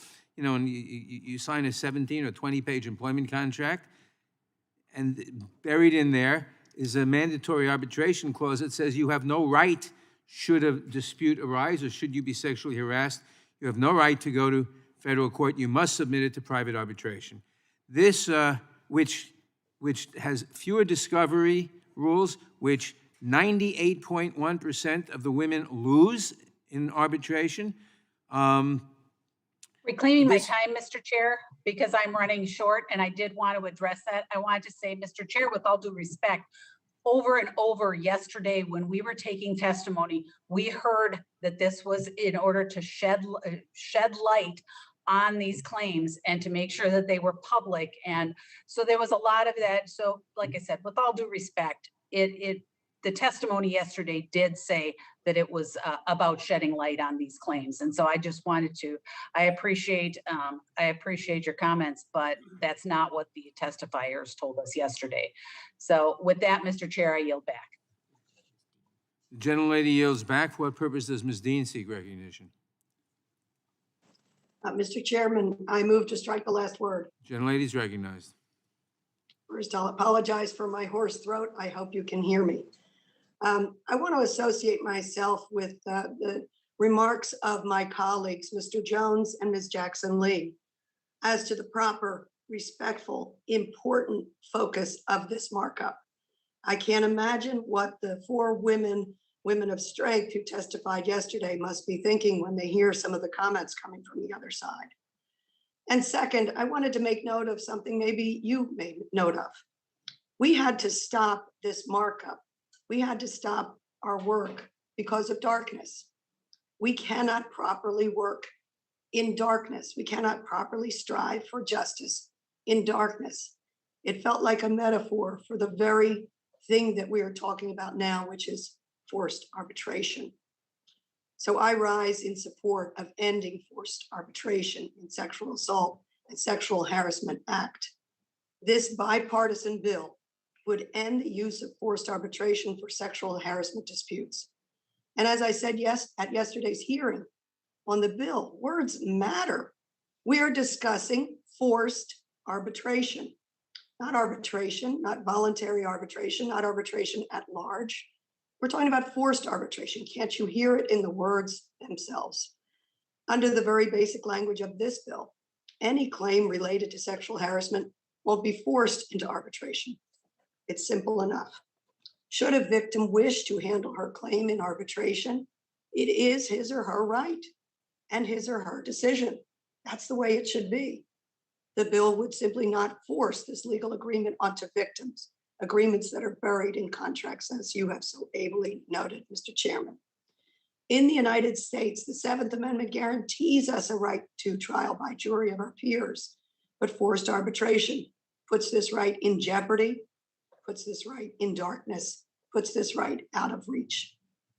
Unlike the judicial system in which courts' decisions are generally public, by building on precedent, cumulatively creating a body of law, the results of arbitration disputes are often kept secret. Coercion, siloed conversations, you can hear the very problem in the name forced arbitration. It is the difference between light and darkness. Through forced arbitration, a company has the power and may increase the expense of bringing a claim, limit discovery or access to counsel, and the right to bring similar claims jointly. Additionally, the company imposing arbitration often selects the arbitrator, him or herself. Relying on the concept of arbitrators self-reporting is silly at best. This bill is written to empower survivors to speak out with hope, protect additional victims from known perpetrators. It does not define sexual harassment for any purpose other than what type of case can escape forced arbitration. As Ruth Bader Ginsburg wrote in her dissent in Lamps Plus versus Varela in 2018, quote, "How treacherously we have strayed from the principle that arbitration is a matter of consent, not coercion," end quote. I encourage all of my colleagues to lend their support, and I yield the remainder of my time. The gentlelady yields back. For what purpose does Mr. Fitzgerald seek recognition? Mr. Chairman, I have an amendment at the desk. The clerk will report the amendment.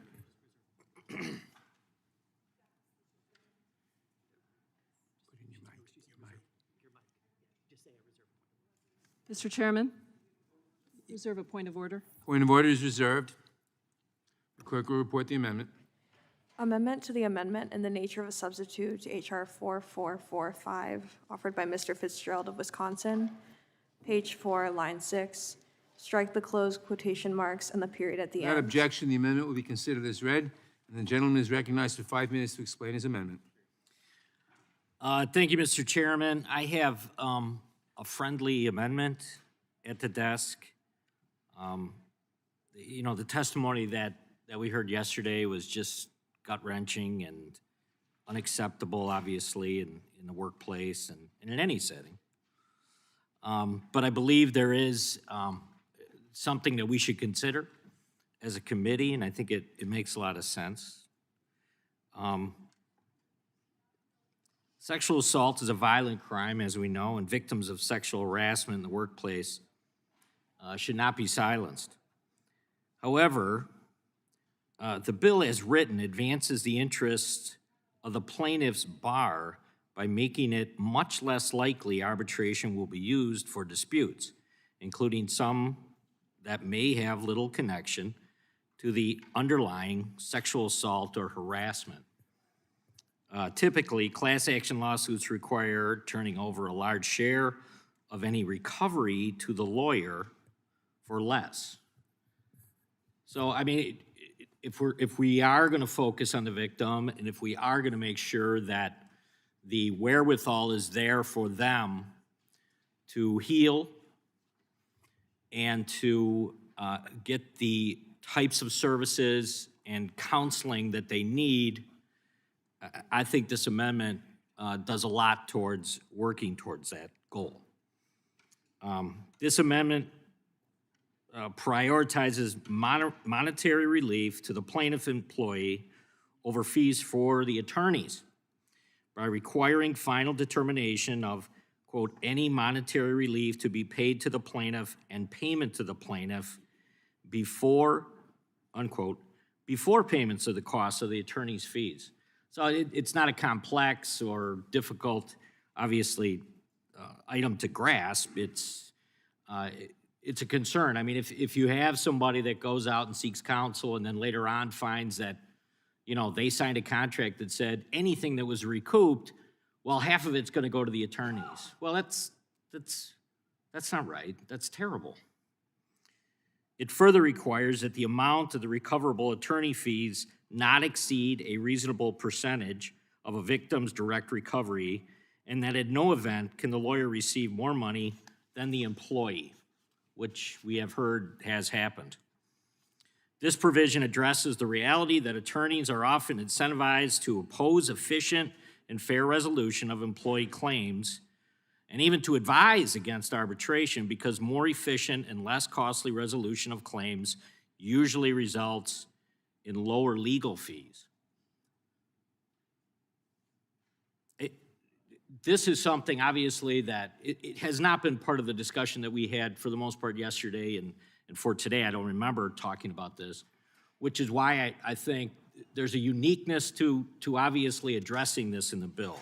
This incentive unfortunately exists even when protracted litigation delivers no further benefit to the employee. And that's why I think, like I said, I think this is a friendly amendment. I think this is something that makes a lot of sense.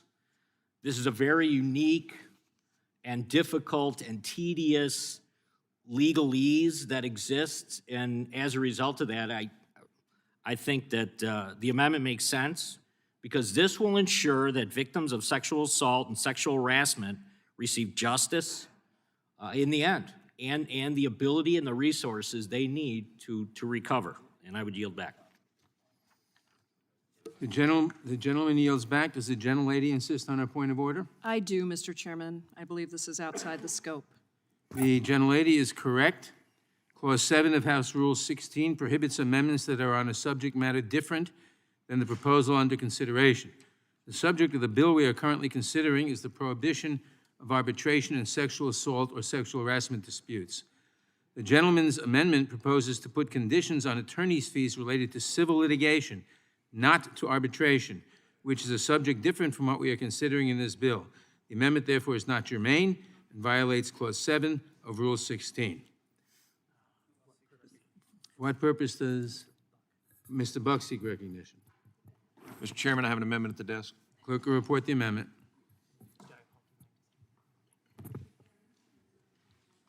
Point of order is reserved. Amendment to the amendment in the nature of a substitute to HR 4445, offered by Mr. Buck of Colorado, page 2, line 21. Without objection, the amendment will be considered as read, and the gentleman is recognized for 5 minutes to explain his amendment. Thank you, Mr. Chairman. Mr. Chairman, this amendment is straightforward. What it does is it changes the definition of sexual harassment in the bill, particularly page 2, starting in line 19, subsection 4. It defines sexual harassment as harassment of a sexual nature as defined by applicable federal, tribal, or state law. I offer this amendment having talked to my colleagues on the other side, Mr. Chairman, as well as others, because I think this amendment is essential to clarify the fact that the definition that is in this legislation for sexual harassment is not the definition that should be used by a court to determine whether a sexual harassment has actually occurred. I understand that it is the intent of the sponsors of this legislation that this definition is to be used to determine whether a plaintiff is entitled to choose between arbitration and between a court action. I want to make sure that by striking this language, we clarify and make certain that the federal, state, and tribal law is the law that governs the determination of whether, in fact, a sexual harassment has occurred or not, given the facts of the case.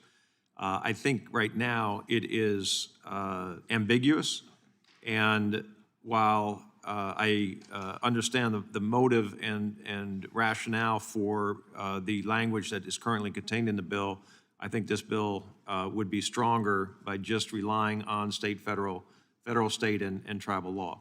I can tell my colleagues that I believe there is support in the Senate, in spite of the fact that this bill has passed as we currently see it, the Senate Judiciary Committee by voice vote. I believe there is support in the Senate to revise this language and have the language that is contained in my amendment ultimately in this bill. I do not intend to vote for this bill regardless of whether my amendment is adopted or not in this committee, but I do intend to very strongly suggest to the sponsors and others that we clarify this. I don't think their intent is to change sexual harassment law, given this statute. I think the intent is, as the chairman said earlier, the intent is to give a plaintiff the opportunity to choose the forum for their action.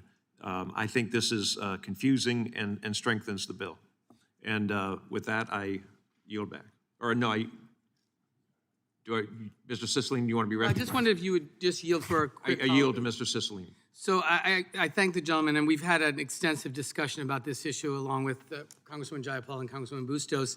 And what I want to say is I think that what you're concerned about is clearly not the intention of the bill. This bill does not seek to expand the definition of a sexual harassment beyond what exists in state and federal law.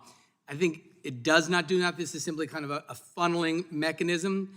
But I understand what you have raised, and I think what we can commit to do is include report language that makes it clear this doesn't expand any of those definitions. It is simply to determine whether or not it is forced into forced arbitration or not.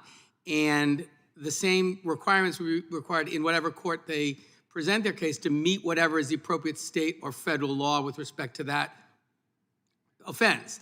I think we can make report language that makes it clear it doesn't expand anything. I know we are working very closely with our Senate partners to be sure that they are in sync with any revision. And so what I would commit to you, I know Ms. Jayapal will, as well as Ms. Bustos, is let us work with our Senate partners to figure out whether the colloquy that I just provided, as well as some report language and maybe some modest, tinkering will reassure you, because it is not the intention of the sponsor to expand the definition in any way. I don't think the current bill does that, but before we make any changes, We want to be sure that our Senate partners are in alignment as they've already passed it in its current form.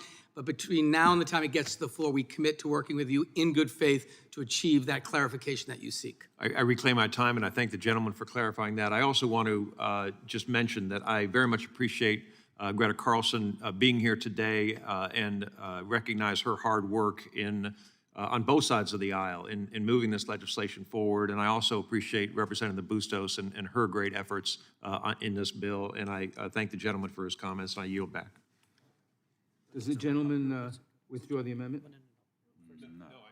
I am not withdrawing the amendment. For what purpose does Ms. Jayapal seek recognition? Mr. Chairman, Does she insist, first of all, do you insist on your point of order? I withdraw my point of order, Point of order is withdrawn.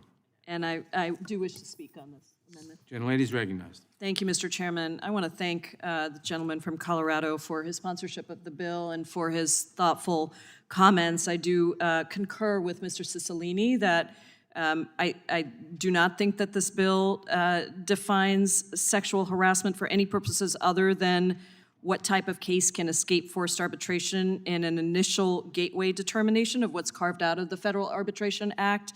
We'll work with you, Mr. Buck, to see what we can do in the report language, just to make it clear. The current definition in the bill is already far narrower than most every other definition of sexual harassment, and this bill reflects the significant input of our colleagues in the Senate, including Senators Graham, Grassley, and Blackburn. So I do thank you. I do rise in opposition to the amendment. Would the just because gentlelady of yield? I do. For a question, Ms. Jayapal, over here. So the first thing that you just said is that this definition of sexual harassment in the bill is narrower than in many places in law. Could you give an example of that? Let me get that for you. I don't have it right here in front of me, but let me get it for you. I think that I'm happy to get that and get back to you. So, and that troubles me. I can't imagine, you know, to the point that I made earlier in this hearing, I think you and I had a colloquy over it. My concern is that and I went through in some detail how much the United States Supreme Court has made a very clear standard, legal standard for what constitutes actionable sexual harassment, and it has an objective part and a subjective part and so forth. Which is really important. And I gave I contrasted the provision here that refers to unwanted sexual attention, which is not even limited to, but includes unwanted sexual comments and propositions for sexual activity. But I don't know what else that might be. So here, my concern is, what the purpose of having? Can you articulate what is the purpose for having?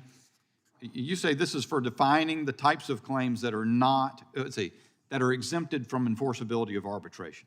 That's right. And so my question would be, what is the need to define something for that purpose that is broader than harassment of a sexual nature as defined by applicable federal, tribal, or state law? In other words, if it is a cognizable claim under federal, tribal, or state law, that's the only law in the United States of any kind, then why do you need to have something broader to exempt from arbitration? Well, go ahead. No, go ahead. No, if the gentlelady would yield. Yeah. Again, I think what the gentlelady has explained is this is a determination as to whether or not the matter is protected from forced arbitration. That's what I just said. If in fact the matter is to be litigated in a court, wherever that court is, the relevant jurisdiction would have the standard that must be met by the plaintiff in that action. That remains unchanged.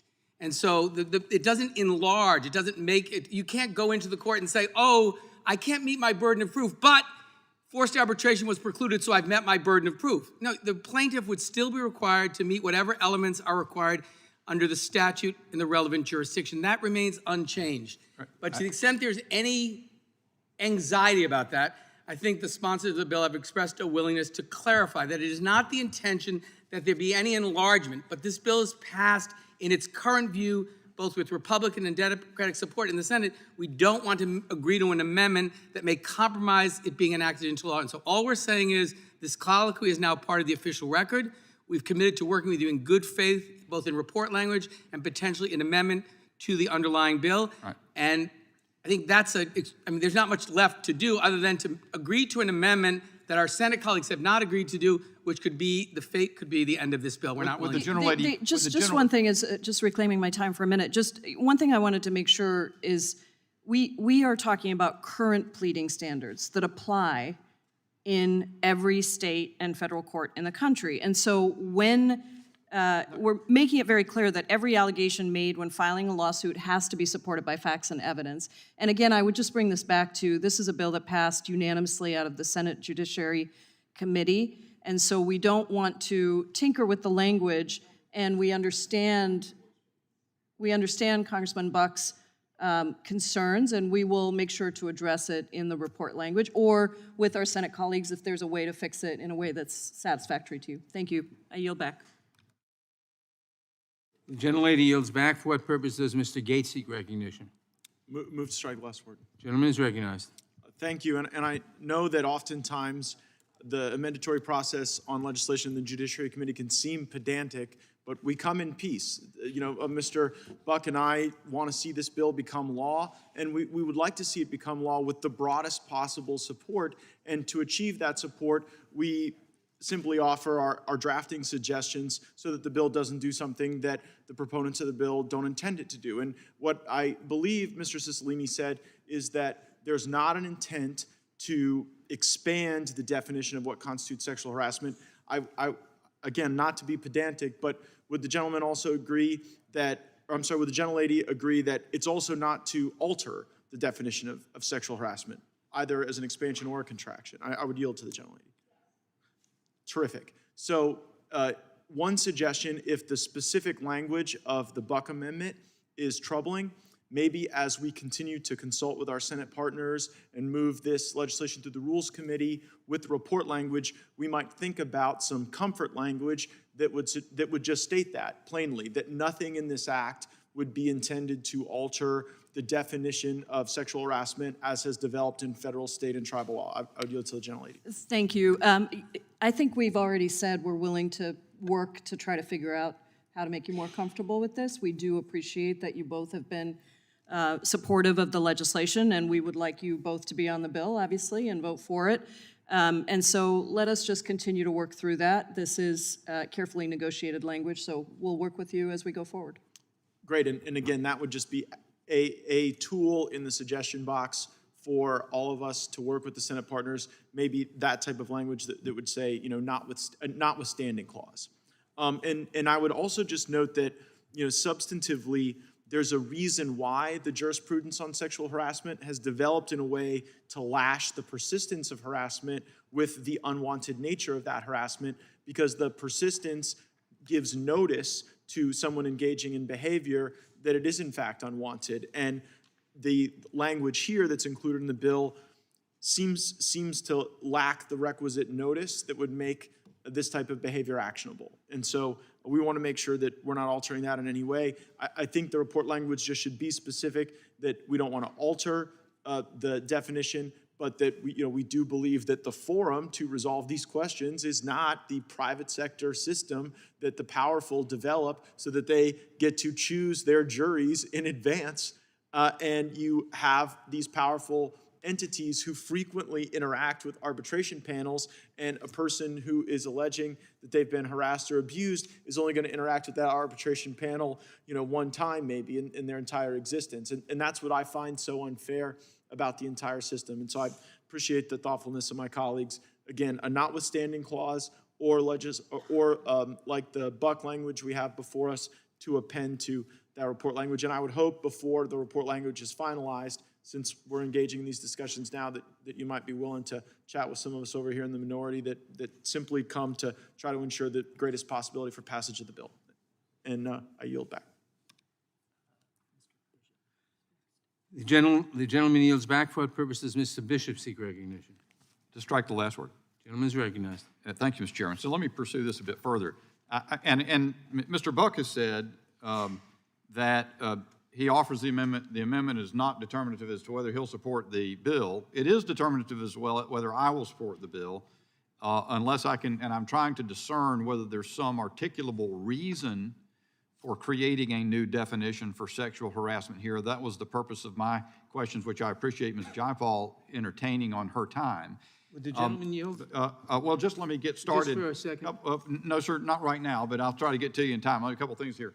The first thing I want to understand from Mr. Buck, can you say publicly, you just said a voice vote in the Senate has adopted this amendment or something like that? No, what I was saying was that the Senate Judiciary Committee adopted this legislation by voice vote. Okay, all right.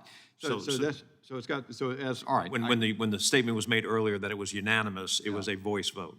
Well, and just, is there, other than, Mr. Cicilline, your concerns about the fact that the bills will match as they are proceeding in their terms, and this would be a change in some way that might make, I guess, final passage less likely at some level. Is there any other substantive reason for defining, for this new definition of sexual assault or sexual harassment? And I yield if the gentleman cares to respond. Yeah, of course. I thank the gentleman for yielding. Well, it's two things. One is, in fact, this language was carefully negotiated with Republicans and Democrats in the Senate and passed, though by voice vote, it counts the same unanimously of the Judiciary Committee. I understood, okay. and I made the proviso. I said there's two reasons. Is there a substantive reason? Yes, if you'd address the substantive reason, it'd be great. No, I understand, but actually ensuring that it gets enacted into law, I consider a substantive. Like, we want to make sure it actually becomes law.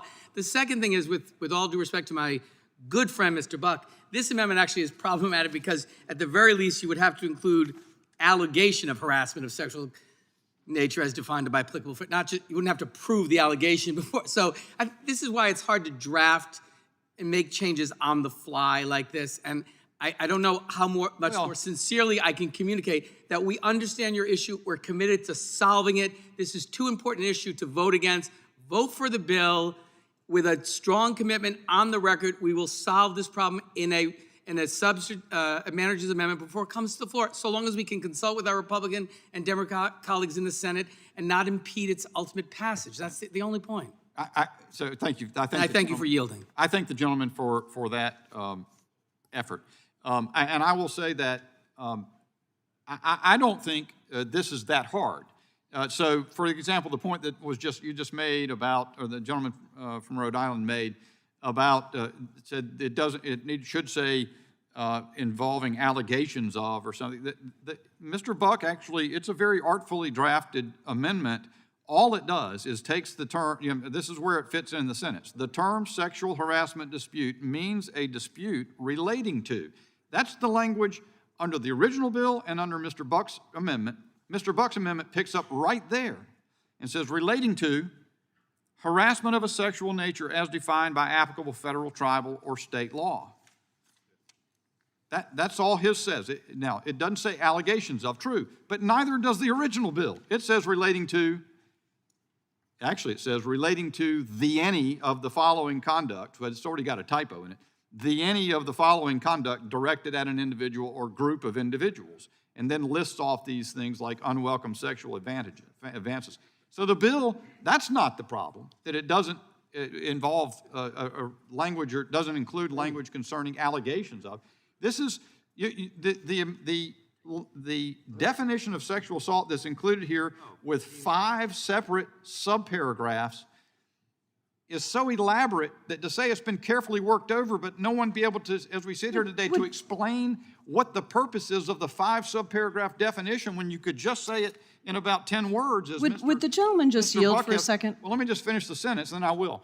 I don't understand there's got to be some rational reason, or in the lack of one, I can't support the bill at this time, but I will yield to Ms. Jayapal. Thank you. I just wanted to again clarify that if you're talking about page 3, section 4, A, B, C, D, E, when you say the 5 things, that is not a definition of sexual harassment. That is sexual harassment dispute, which is just about the dispute that then goes forward, and then it is still left to the state courts. Same question applies, Ms. Jayapal, which is why define all of that at great length? In other words, why do you need to have a much more elaborate language for that purpose? Because it's a very specific carve-out. Because we are trying to narrow these so that they are very specific. They can't be broader than the claims under law. And I yield back. But they aren't. Thank you. I yield back. Mr. Chairman? The gentleman yields back. For what purpose does the gentlelady from Texas seek recognition? Strike the last word. Gentlelady is recognized. Let me say that what I have heard from my colleagues on the other side of the aisle is how potent the testimony was of the witnesses yesterday. I would share with you that there are eons of women who are not in this room, who are today facing the same kind of groping, harassment, fear, intimidation, loss of jobs, single mothers with 4 children at home depending on them, a young lawyer who I think of all the witnesses was still employed by the company that is abusing her. Now, Mr. Buck has had, as many of us have, long years in different phases of the practice of law. And let me see if I can characterize what troubles me about the language of the amendment before me. The arbitration is before a court decision. Arbitration is before discovery. And so when you indicate federal, tribal, or state law, you replace what is an exceptionally narrow definition with a standard that is tied to the different heavy burdens of state, federal, tribal law at the very beginning.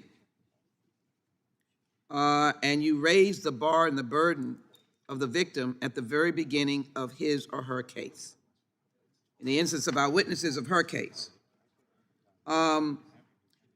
This bill is only about whether or not the victim can choose, the person can choose to go forward and to choose whether she wants to be engaged in arbitration without being forced.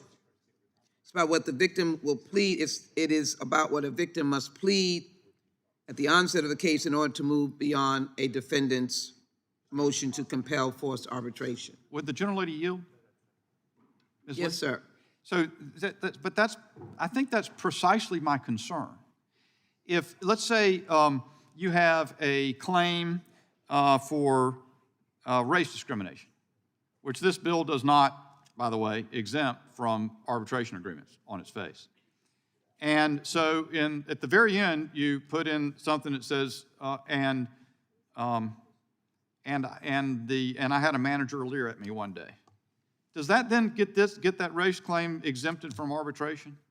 It's one example. I probably come up with another. Let's say you have a contract claim wherein someone is paid $300,000 wage. No, she has a commission entitlement, and so she adds that line at the end of her description of her claim.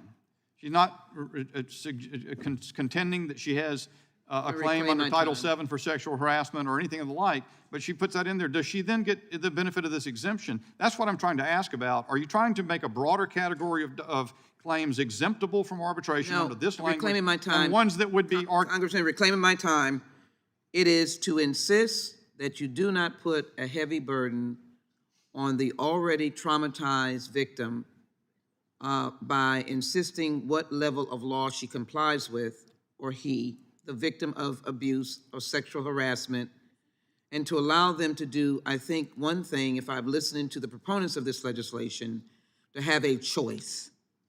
If you force upon her the standard or the burden of meeting the framework of law, you have burdened her on the very simple question, what is she choosing? Is she allowed to get out of the forced arbitration, or must she now be forced into forced arbitration? It's a simple question. It's a simple category of law. It's not unpainful, and it's not unviolent, and it's not unabusive, using quotes around the un. It is, and it's separately at a very particularly emotional time. And I think this language adds an extra burden to the victim, and particularly it poses an exceptionally high standard on victims, which is normally used for purposes of proving liability. Asking the victim to try and meet the standard when a case is filed means no victim will ever be able to move forward. So I want to finish my remarks. At this time, as I read the bill, I think the point was to relieve the victim of her burden. And with that, Mr. Chairman, I respectfully oppose the amendment, but respect the author of the amendment. I yield back. Gentlelady yields back. For our purposes, Mr. Shabbat seek recognition. Move strike last word. Gentleman is recognized. Thank you, Mr. Chairman. I yield the gentleman from Colorado. I thank the gentleman from Ohio for yielding, and I don't want to beat a dead horse here. I don't know if that offends anybody. Too late for that. But I do think what we say on the record is important to frame the discussion that we will have after this with our Senate colleagues and how to do this. And I also think it's important to note for the record that many of my Republican colleagues have come up to me and to Mr. Gates and said that they would support this bill with the amendment. I understand that we don't want to change the bill as it stands now, but I also don't want anybody to think that a vote against this bill after we have finished amending it or not amending it is a reflection of the support on this side of the aisle for this bill or for the cause that the bill stands for, and that is giving justice to those who have been victims of rape and harassment. And I think it's important to debate this issue so that that is thoroughly recognized and understood. As to Mr. Cicilline's point about using the word allegation, the reason I framed this amendment the way I did, I took the same language that was used for sexual assault dispute, the definition of sexual assault dispute. The term sexual assault dispute means a dispute involving a non-consensual sexual act, ... This language is the term sexual harassment dispute means a dispute relating to, and then I put this language in. I think the word dispute addresses the concern about whether the term allegation is in there or not. Happy to change both to allegation or leave the word dispute in both, but I want to make sure that I am not trying to hide the fact that we have a dispute or an allegation. I'm not saying that someone has the prima facie burden of showing the case before discovery in this situation. So I thought the word dispute covered that. Happy to work with my colleague on that issue and the sponsor of the bill on that issue.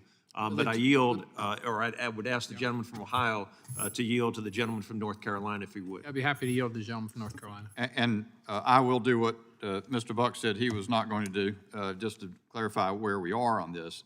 I've, as Mr. Gates whispered in my ear, he knows I've spent time in the state legislature. I've been promised that something will be fixed after I voted for it before, and I generally don't see the need for that, although I understand the majority will pass it. But let me just say, and Tim, the gentleman from Rhode Island's offer to sort of try to create some legislative history that might try to ameliorate the problem that I anticipate here. First of all, legislative history is not what it once was in the jurisprudence of the United States. But Ms. Jackson-Lee's comments are just as much a part of the legislative history now as Mr. Cicilline's, and it's very much the point. If one has entered into an arbitration agreement and one suffers suffers an injury in the nature of sexual harassment, gives rise to a claim, then according to what is contemplated here, that person wants to go to court. If they want to go to court, then they file a lawsuit and they plead a claim. And then if someone says, well, this claim is arbitrable under the agreement, the judge looks at the language of the arbitration agreement, looks at the claim, looks at this new modification of the law and says, it is or it is not a claim that is exempt from the arbitration agreement. And that requires pleading a claim for sexual harassment under state, federal, or tribal law. So unless there's an intention to do something more than that, in fact, if Ms. Jackson-Lee is saying you want to now relieve the person of their obligation to plead a claim under sexual harassment law and yet some other way get out of an arbitration agreement, that's precisely the problem. And it's why I can't vote for the bill in current form, but I would if it were fixed. And let's see, that's Mr. Shavett's time. I yield back. Reclaim my time and yield back. The gentleman yields back. If no one else seeks recognition, the question occurs on the amendment. All in favor say aye. Aye. Opposed, no? No. The opinion of the chair, the noes have it. I'd like a roll call vote, please. Roll call vote is requested. The clerk will call the roll. Mr. Nadler? No. Mr. Nadler votes no. Ms. Lofgren? Ms. Jackson Lee? Hey there, where? Ms. Jackson Lee votes no. Mr. Cohen? No. Mr. Cohen votes no. Mr. Johnson of Georgia?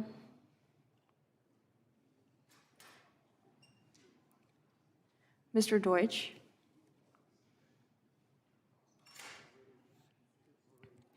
Ms. Bass? Bass votes no. Ms. Bass votes no. Mr. Jeffries? Mr. Cicilline? No. Mr. Cicilline votes no. Mr. Swalwell? Show brandish any way whatsoever. I've got a vote. Mr. Liu?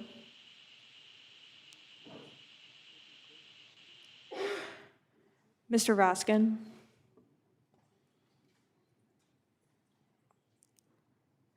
Ms. Jayapal?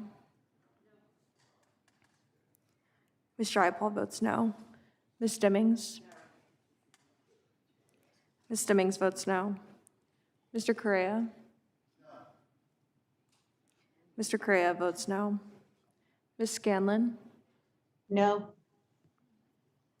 Ms. Scanlon votes no. Ms. Garcia? No. Ms. Garcia votes no. Mr. Nagus?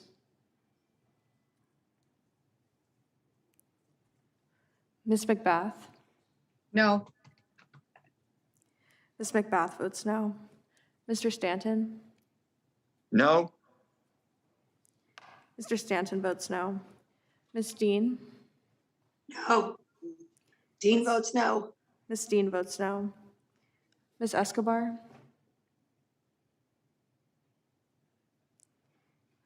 Mr. Jones?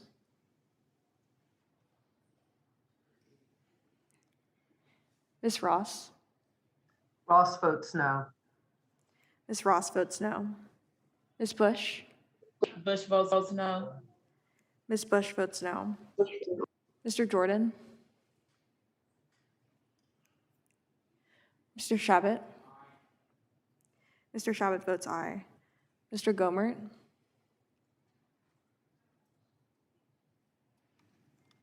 Mr. Isa? Yes. Mr. Isa votes yes. Mr. Buck? Mr. Buck votes aye. Mr. Gates? Mr. Gates votes aye.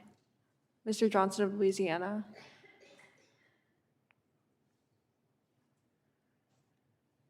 Mr. Biggs?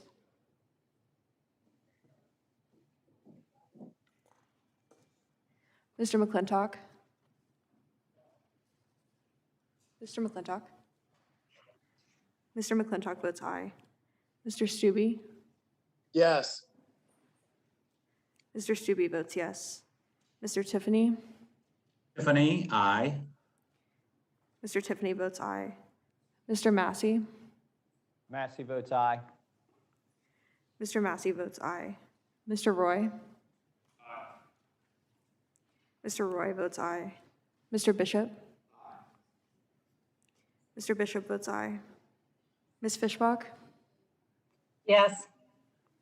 Ms. Fishbach votes yes. Ms. Sparts? Yes. Ms. Sparts votes yes. Mr. Fitzgerald? Mr. Fitzgerald votes aye. Mr. Benz? Mr. Benz votes yes. Mr. Owens? Owens, aye. Mr. Owens votes aye. Mr. Chairman, how am I recorded? Ms. Lofgren, you are not recorded. Lofgren votes no. Mr. Chairman, how am I recorded? Ms. Escobar, you are not recorded. Escobar is a no. Mr. Escobar votes Nagus? Nagus votes no. Mr. Nagus votes no. Mr. Chairman, how am I recorded? Hank Johnson? Mr. Johnson, you are not recorded. No. Mr. Johnson? Mr. Chair, how am I recorded? Mr. Liu, you are not recorded. No. Mr. Liu votes no. Is any other member who wishes to vote not voted yet? Clerk will report.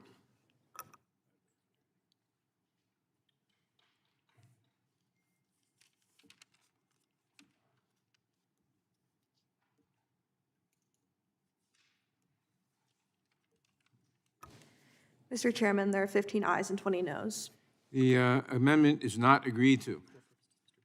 For what purpose does Mr. Benz seek recognition? Strike the last word, Mr. Chair. Gentleman is recognized. Thank you, Mr. Chair. I just want to call out for purposes of clarification that a couple of things that it appears the bill does and the bill does not do. It does apply to all agreements to arbitrate, notwithstanding the language in the short title which suggests that it's only forced arbitration. I just want to draw people's attention to page 2, line 1, which reads, any agreement to arbitrate or dispute. The reason I raise this issue, Mr. Chair, is because, of course, this bill, if passed, will apply to all existing arbitration agreements. Of course, it's been suggested it's not retroactive because it would only apply to disputes arising hereafter, but that, of course, means it would apply to existing contracts, millions of them, as has been noted. I secondly want to call out that, for purposes of clarification, that this bill applies to arbitration. And the reason I call this out is because there are many means of alternative dispute resolution, such as conciliation, mediation, neutral evaluation, settlement conferences, and community dispute resolution programs. I want it clear this bill does not apply to any of those. Would the gentleman yield? Yes, I will. Yeah, if you look at page 3 of the bill, beginning, everything before that is definitions. It says, notwithstanding any other provision of this title, at the election of the person alleging conduct constituting a sexual harassment dispute or sexual assault dispute, etc. So this limits the bill to sexual assaults. It is not a bill applying generally to pre-dispute arbitration agreements, only to pre-dispute sexual assault allegation arbitration agreements. Now, the fact is, I wish it covered everything. We had a bill, we reported that bill called the FAIR Act, but that hasn't passed the Senate. This is a much narrower bill, and as you can see from the language starting on line 10 of page 3, it applies only to pre-dispute arbitration agreements regarding alleged sexual assaults. Thank you, Mr. Chair, for your clarification, and that was indeed what I was attempting to accomplish, which is that these other means of alternative dispute resolution are not affected by this bill. I also want to call out that the assumption underlying the bill is that everyone would be better off by going, or at least having the opportunity to go to court. And what I would suggest is going to happen is that in the future, as contracts are put together, what we will see is, of course, those who are going to be on what we will call the defendant's side of the ledger will say to themselves, why should we put arbitration in, giving those who might be challenging us in court a choice? They won't. What will happen is you won't see arbitration anymore, and instead, those of us who work so hard to put together alternative dispute measures that would reduce the cost to plaintiffs so they could actually have their day before a tribunal will not have it.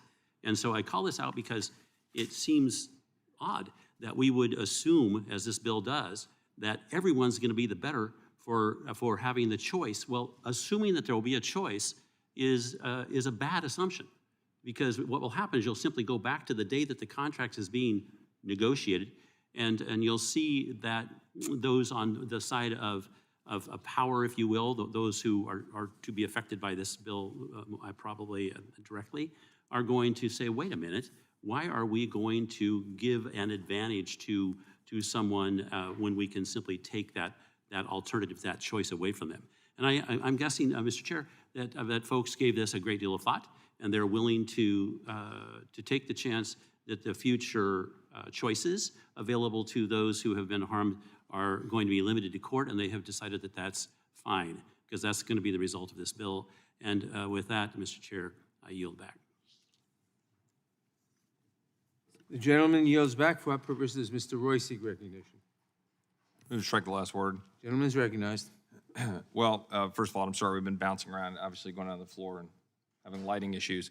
I do want to say a couple things. One, with respect to the underlying bill, I will admit to being torn on where I end up on the bill, based on a lot of the comments that would be reflected in my colleague from North Carolina and some of my other colleagues here. I'm disappointed in the result of the amendment vote that was offered, which I think might have moved some over on this side of the aisle. But I do hope to have a continued dialogue about this. I have enormous concerns about the power that is accreted in corporations on multiple levels. And we had a good conversation earlier this summer on antitrust. This is obviously an issue that raises serious concerns with respect to the power of corporations and how that. The gentleman yield? Briefly, yes, sir. Yeah, I agree with you. The purpose of the bill is precisely to limit the power of giant corporations, which now, by putting in mandatory arbitration agreements, force the little guy to take the arbitration instead of the court. The purpose of the bill and the effect of the bill, at least with respect to sexual assault allegations, as I said, we haven't passed the bill more generally, which I'd like to do. If I might reclaim my time unless you'll give me an extra 30 Let me seconds. just finish. Will you give me an extra 30 seconds? Sure. Extra minute? Okay. The purpose of the bill is precisely to give the individual the choice of whether he or she would prefer arbitration or going to court, and not permit the giant company to compel him or her to go to arbitration. Well, and I appreciate the additional time, whatever that may be, another hopefully minute. Mr. Chairman, I would say, that was a minute question. I would say that's precisely why I'm torn, right? Because I understand the purpose of that, and I share that goal, okay? And I've shared that goal, frankly, even in the larger bill of a couple of weeks ago. My problem with that one was I thought it was overly broad. There were a number of issues with it. I can't remember them all off the top of my head at the moment. But there are a number of issues with this. The definition that we've already debated and offered amendment on is one of those. My only point of raising that is that at the current moment, I'm a pretty strong lean no. But I hope we can have a continued conversation about this going forward and offer amendments as we continue to debate this issue on this particular area. But then there'll be others I suspect that my colleagues on the other side will bring forward as well.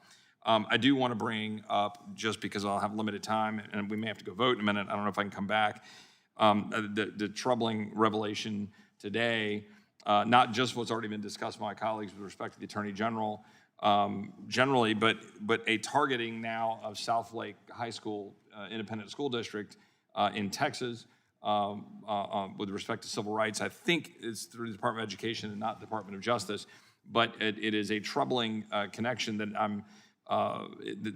it can't be coincidental that there's a now targeting of a school district in Texas, which has been one of the lead school districts in Texas, pushing back on critical race theory. And indeed, there's been many flipped seats with respect to school boards in that state. And I'm troubled because of what we have already discussed here in this hearing with what the Attorney General's lack of response. I sent a letter on October 6th asking for him to reject and rescind this investigation targeting parents. We now have this email. I would hope that my colleagues on the other side of the aisle would be equally troubled and want to investigate this, but even go further. I mean, in my questioning with Attorney General Garland, and as we sit here and talk about the problems with sexual harassment, which are very real and pervasive and concerning, I raised my concerns with the Attorney General, which I will not repeat or dwell upon, but obviously the horrific sexual assault that occurred in a Loudoun County public school, which I attended. I attended a Loudoun County public high school, that we had that occur in May, and then we had a follow-up in October in a sister high school, all of which could have been avoided if we hadn't been politicizing what has been occurring in school boards and allowed simply a father who is disgruntled and angered about what had occurred to his daughter to address a school board. And now you've got the Attorney General of the United States and the Department of Justice and the FBI targeting parents. I mean, we have it here. They're targeting parents. And you've got an email from the head of the counterterrorism division. And then you've got the Attorney General responding to me in inquiries He says, no, I do not think that parents getting angry at school boards for whatever reason constitutes domestic terrorism. It's not even a close question. And then why is the head of counterterrorism division out here putting out information targeting parents? And then now we see Southlake High School being targeted, Southlake, school district, independent school district being targeted, and with some troubling focus on that school that I don't think is coincidental. So I hope that this committee will dive into this and ask the Attorney General to come forward and explain what's going on. And I would hope, and I appreciate the extra time from the chairman, I would hope that we could have a continued dialogue on this legislation and future legislation on arbitration. I think you've seen there's an appetite on this side of the aisle to try to address these concerns. Mr. Chairman, I have a unanimous consent request. The gentleman yields back his time. For what purpose does Mr. Cicilline seek recognition? Mr. Chairman, I have a unanimous consent request. I ask unanimous consent that a letter from Terry Poor, the Policy Director at Ralliance, be introduced into the record. Unanimous consent. Without objection? A unanimous consent request that a letter from survivors of sexual harassment and assault silenced by forced arbitration be admitted into the record. Without objection? Copy of an op-ed by Eliza Dushku, published in the Boston Globe, detailing her experience with harassment and forced arbitration, be entered into the record. Without objection? And a letter from Jennifer C. Braceras, the Director of the Independent Women's Law Center, be entered into the record. Without objection? I yield back. Thank you, Mr. Chairman. For what purpose does Mr. McClintock seek recognition? To speak to the bill. To strike the last word? Well, to speak to the bill, we're under a 5-minute Gentleman is rule. recognized.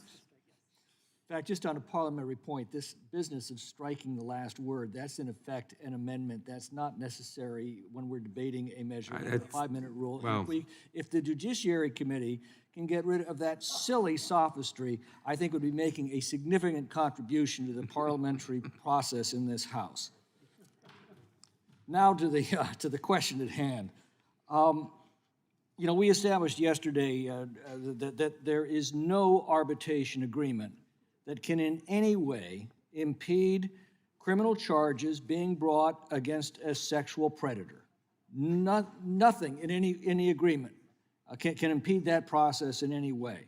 And we also established that provisions in the contract of adhesion where there is an imbalance of power between the two parties cannot be enforced under current law. My concern is what this bill does is to impede the freedom of an employee and an employer to negotiate the terms of employment that are mutually beneficial to both parties. No one is ever forced to agree to terms of a contract that they find unacceptable. That requires a gun, and guns in the conduct of commerce are a really bad idea. There is an absolute defense that anyone has against a forced agreement. It is the word no. In any contract, there are provisions that one party may like and the other party may not like. Again, that is the purpose of a contract. Each party weighs the provisions they like and the provisions they don't like and decides if the sum total of those provisions justify entering into the contract. If an employer won't negotiate an arbitration agreement provision, it's obviously very important to that employer. If an employee doesn't object to such a provision, it obviously isn't very important to them, at least at the time. Other benefits in the agreement obviously outweigh their concern about an arbitration provision. In my judgment, this should be left to the judgment of the parties involved, not to parties like us that are butting our noses into an agreement between two parties that have the natural right to come to a mutually agreeable contract with each other. The conduct described by the witnesses yesterday is despicable, and we have very good criminal laws to punish such actions. This is not at issue. At issue is solely the process to resolve a civil dispute over what a plaintiff is owed by a defendant. There are various ways to resolve that dispute, and agreeing in advance to the process of resolving these disputes is perfectly reasonable. You know, it's said that, well, this simply gives the plaintiff the choice of arbitration or trial. But here's the problem with that. If it's done before a dispute arises, both parties are on an equal footing, neither can see the future, and the principles that they're agreeing to apply equally to both. After a dispute arises, one party can benefit at the expense of the other. To me, that just seems unjust. I do also want to join my colleagues in strongly requesting that the Attorney General return before this committee and explain the glaring discrepancies between his testimony on the targeting of parents protesting before school boards and what we now know about the actions of his department. We entrust the Justice Department with the most terrifying powers that our government possesses. The power to seize property, wreck careers and reputations, deprive people of their liberty. In short, we give them the power to destroy people's lives. I think it is imperative that these powers be rigorously regulated and vigilantly overseen. That is one of the primary purposes of this committee, and wholly accountable to the people. These powers should be used only to uphold the Constitution and protect the liberties of the people. Its authority is not merely force. It is also a moral authority, and when it's used politically or corruptly or unjustly or unevenly, I think it loses that moral authority, and therefore it loses its legitimacy and ultimately the allegiance of the people. We need to have a very serious and sober discussion with the Attorney General about all of these things. And Mr. Chairman, with all due respect, ignoring it is not going to make this issue go away. Ignoring it is going to cause that issue to fester and grow until it's resolved. With that, I yield back. The gentleman yields back, and I, despite Mr. McClintock's objections, I recognize myself to strike the last word, and I recognize myself for 5 minutes. The Supreme Court has acknowledged that all consumer and employment contracts are contracts of adhesion, but most contracts of adhesion are also enforceable. Each survivor who testified yesterday was subject to contracts that deprived them of rights in the face of rape, sexual assault, and sexual harassment.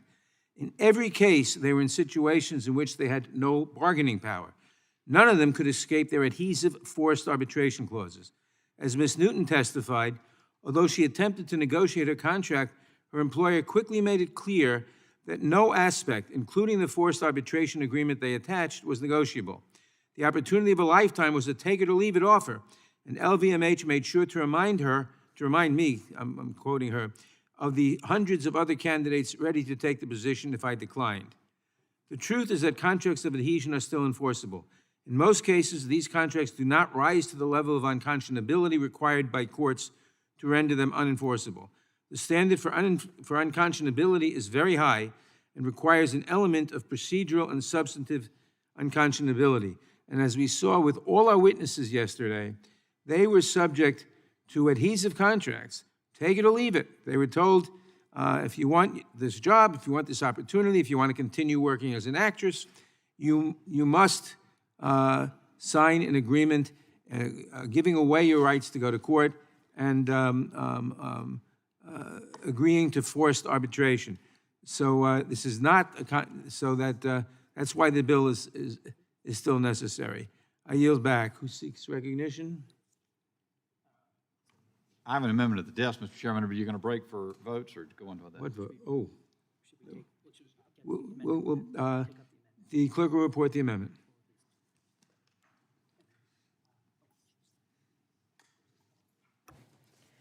Amendment. Mr. Chairman, I reserve a point of order. Point of order is reserved. Yeah, they're on the west side. Amendment to the where they amendment are. in the nature of a substitute have to a HR relationship. 4445 offered by Mr. Bishop of North Carolina. Strike. Without objection, the amendment is considered as read. The gentleman is recognized for 5 minutes to explain his amendment. I thank the chairman. And I'm glad Mr. Raskin has returned to the committee room because this amendment is inspired by what he said earlier today about the bill before us respecting federalism, meaning the power of the states as individual sovereigns within the greater union. And as I said at the time, and he disputed this, perhaps we'll have a colloquy during the course of this if I have enough time to clarify. It's important to understand where the law is and what this bill would change it to do.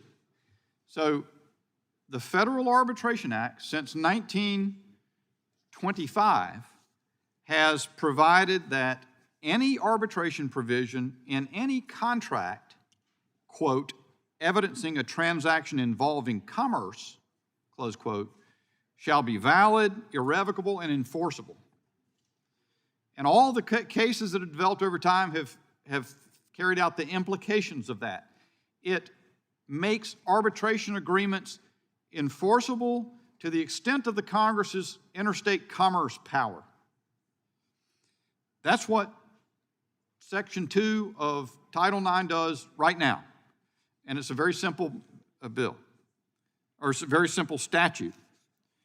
The pro-federalism approach here, if you wish to do what this does, for a long series of decisions, probably can't be explained in the context of where we are, sexual harassment claims do arise out of the employment contract. And therefore they evidence that it's involved in a contract evidencing interstate commerce. And so the federal government has occupied the field and said all those arbitration agreements are enforceable. What the federal government should do, the Congress should do now, is to exempt from that sexual harassment claims. It should, and that's very simple. This bill, but what is in the bill right now, before I go explain my amendment, what is in the bill right now is this provision, Section 402, no validity or enforceability. And if you get past the intro language, it says, no pre-dispute arbitration agreement or pre-dispute joint action waiver shall be valid or enforceable with respect to a case which is filed under federal, tribal, or state law and relates to the sexual assault dispute or sexual harassment dispute. So it doesn't respect federalism. It doesn't turn it back to the states to decide whether those claims should be arbitrable or not within the confines of each of those individual states. It flips what is already a federal preemption across the land on its head and says the states can't decide. It prohibits them from deciding. New York's already passed such a law, but there's at least a trial court decision saying, that is to say, New York has said, under New York state arbitration law, sexual harassment claims not arbitrable. They're not going to enforce an arbitration agreement. But the court has said, no, the Federal Arbitration Act preempts that law. So my amendment would be far simpler than what is proposed here. It would respect federalism, as Mr. Raskin said was his objective, or what he believes is the appropriate objective of the bill. And it simply says, the existing Federal Arbitration Act, Section 2 of this title, shall not apply to claims related to sexual assault disputes and sexual harassment disputes. So with that, Mr. Chairman, I will see if anybody wants me to yield the time, but absent that, I will yield back. Gentleman yields back. I will recognize myself. But I withdraw the point of order. It is germane. Point of order is withdrawn, and I recognize myself in opposition to the amendment. The amendment seems to repeal the whole bill. It repeals the whole bill and removes the choice from the victim. So, well, Mr. Chairman, there's not much else to say about the amendment. It repeals the whole bill. Mr. Chairman, you yield. Sure. No, it doesn't repeal the bill. It does certainly have an effect. It says the Federal Arbitration Act is no longer going to render these agreements enforceable in cases of sexual harassment disputes. If you live in New York and you have a contract under New York law, as of the day this takes effect, there will not be any, you cannot have enforceability of an arbitration agreement because that state's law prohibits it. It simply takes the federal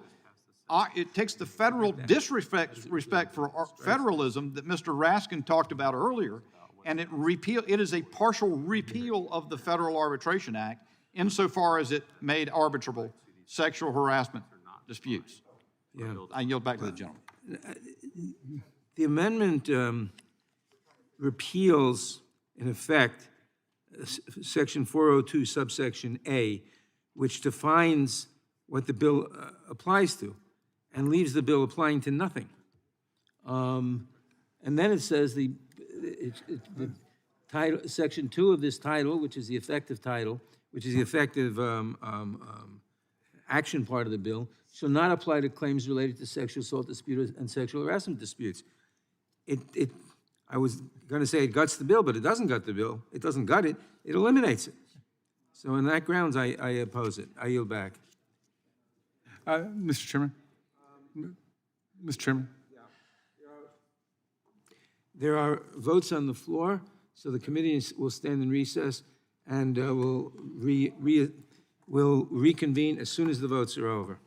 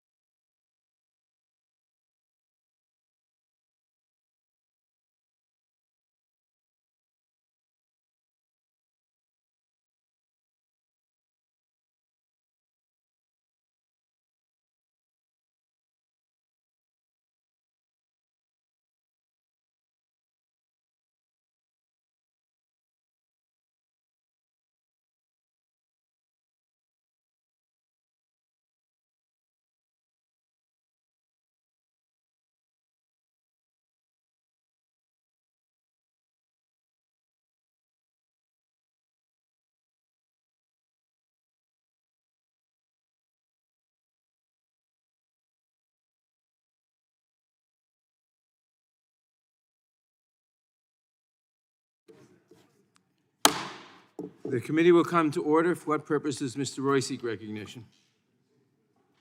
Move to strike the last word. Gentleman is recognized. With all due respect to Mr. McClintock.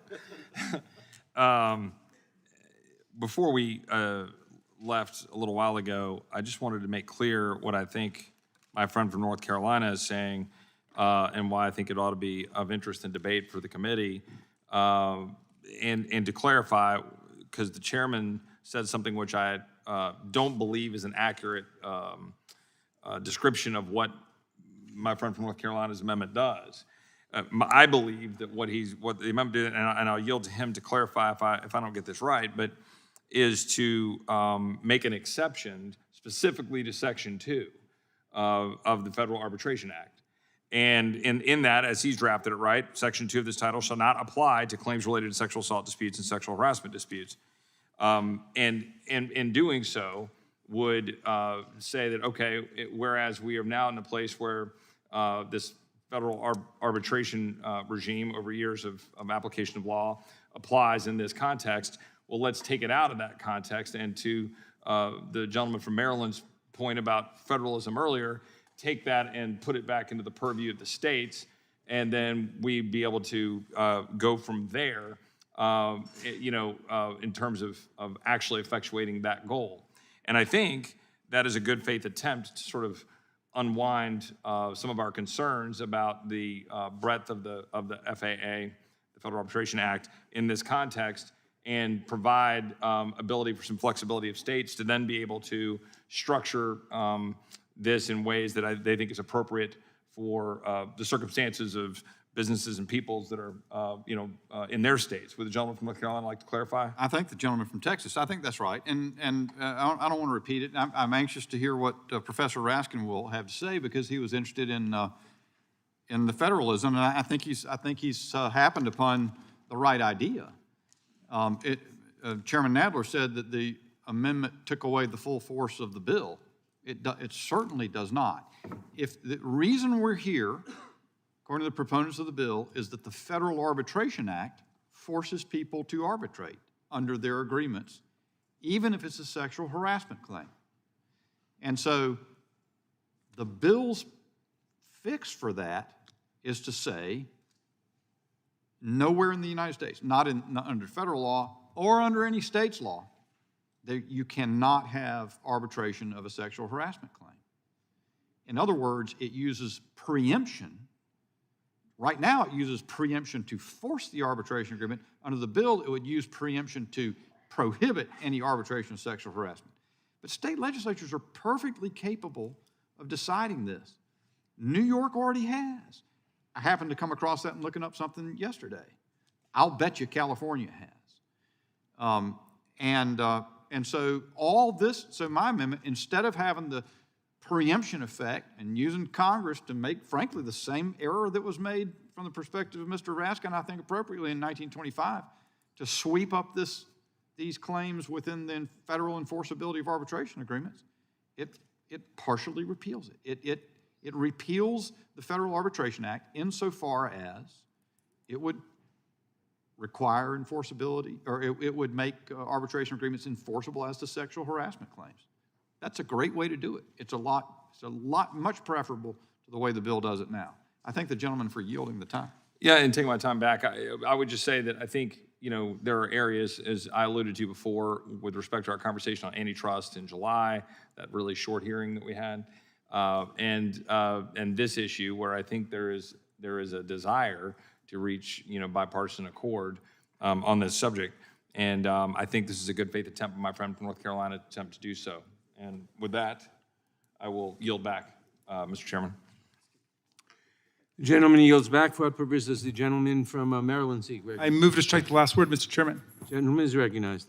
Thank you very much. I just wanted to respond to the gentleman from North Carolina and Texas. And I appreciate the gentleman listening at least to half of what I was saying in my support for the legislation. The first half, of course, was that the current co-optation of people's Seventh Amendment right to jury trial has created this regime of sexual harassment and sexual assault in workplaces throughout the country. And this has not only resulted in the kinds of events that we saw so vividly yesterday in the testimony of the 4 brave women who came before us to talk about what it meant to be forced into a coerced, closed, secret arbitration system, but also to have to endure that kind of haughtiness and impunity by male aggressors in the workplace. Then I went on to add, and this was by way of refutation of those who were saying that this was somehow an assault on federalism, that the current regime is an assault on federalism because states like New York, which want to say you can't force women into corporate arbitration, are unable to do so because it's preempted by federal law. So if we've had 75, 90 years, 50 years, 30 years of trying it in one direction, and I think you've endured that with some equanimity, then I would say that let's try it the other way. Let's go back to the 7th Amendment jury trial and not force women into coerced arbitration, whether it's by the power of a particular lobby in Washington or a power of a particular lobby in the state capitals. Let's go ahead and do it. Yes, by all means. I thank the gentleman. I just wanted to ask, your point in your initial comments that sort of inspired this amendment on my part was that the bill shows respect for federalism. So in other words, you talked about, and you've just recapitulated that in a way to say, the problem with the FAA, the Federal Arbitration Act, from your view, at least insofar as we're dealing with here today, is that it imposes this federal rule everywhere. Well, that's not actually, I mean, that's reclaiming my time just for a second. Just to be clear, that's not my essential critique of it. Right. My critique of it is that it cheats women out of their 7th Amendment jury trial right. Sure, I get that. And you could say that without ever having said anything about federalism. But I needed to respond to those people who are riding the horse of federalism today when, as I think you would have to concede, nobody was raising federalism over the decades in which women were being forced to endure this regime and states could do nothing about it. And would you agree with her that to the extent the Federal Arbitration Act does not respect federalism, this bill does not respect federalism to exactly the same degree? Well, because it uses nationwide. I don't think that's right, because I think there's a lot more pressure at the state level to protect women's rights than there is to protect the rights of large corporations. Totally agree. So it'd be great to leave it to the states to do it like New York has done. Well, let's come back in 50 or 70 years, and then the scales will be even, and then we can check it out. See, I happen to think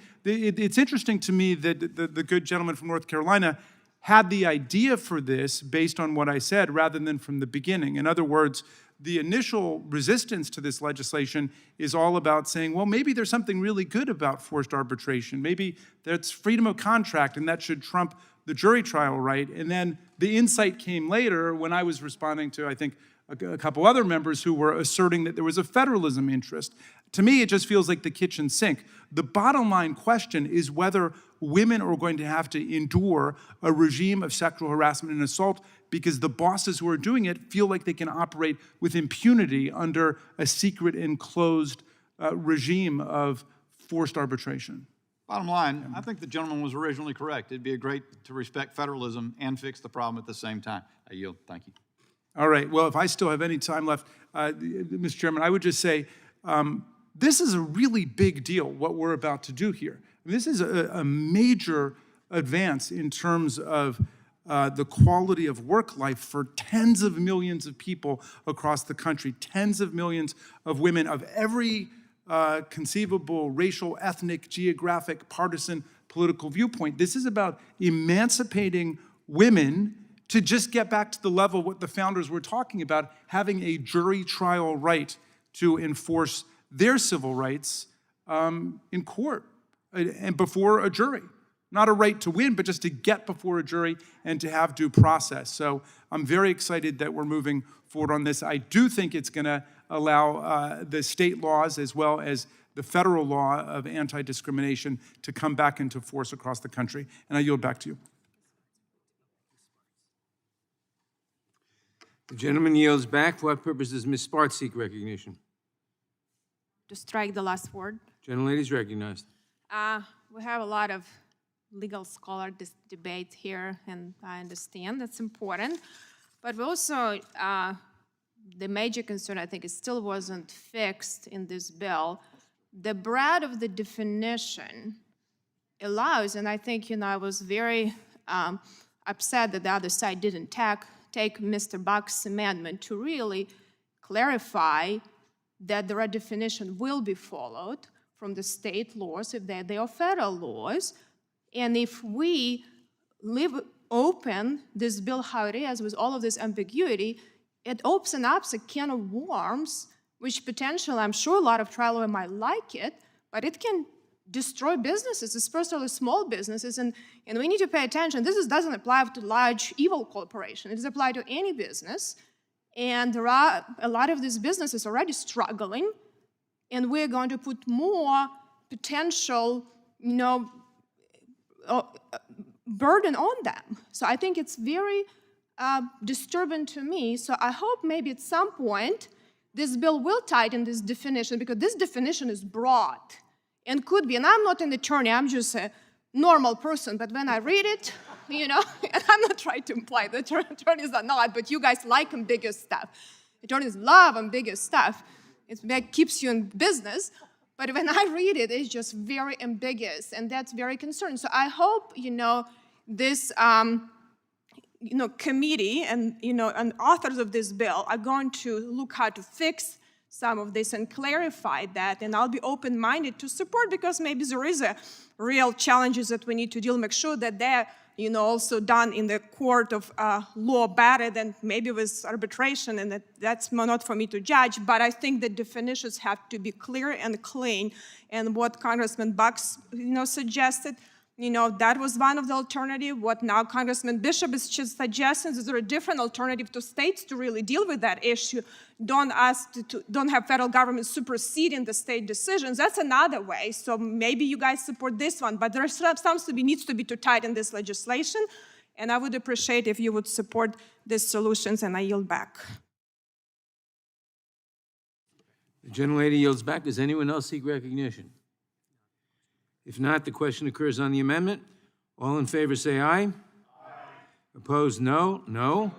In the opinion of the chair, the noes have it. Request a roll call vote. Roll call is requested. The clerk will call the roll. Just kind of to start off. Mr. Nadler? No. Released. Mr. Nadler on votes Wednesday no. night. Ms. Up until Lofgren? Wednesday, I thought they were No. released on Saturday. Ms. Lofgren votes no. Ms. Jackson Lee? No. Ms. Jackson Lee votes no.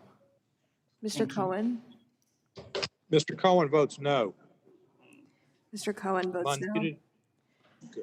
Mr. Johnson of Georgia? Johnson of Georgia votes no. Mr. Johnson of Georgia votes no. Mr. Deutsch?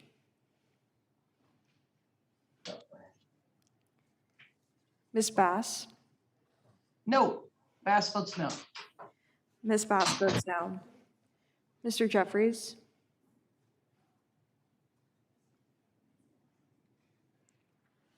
Mr. Cicilline? Mr. Cicilline votes no. Mr. Swalwell?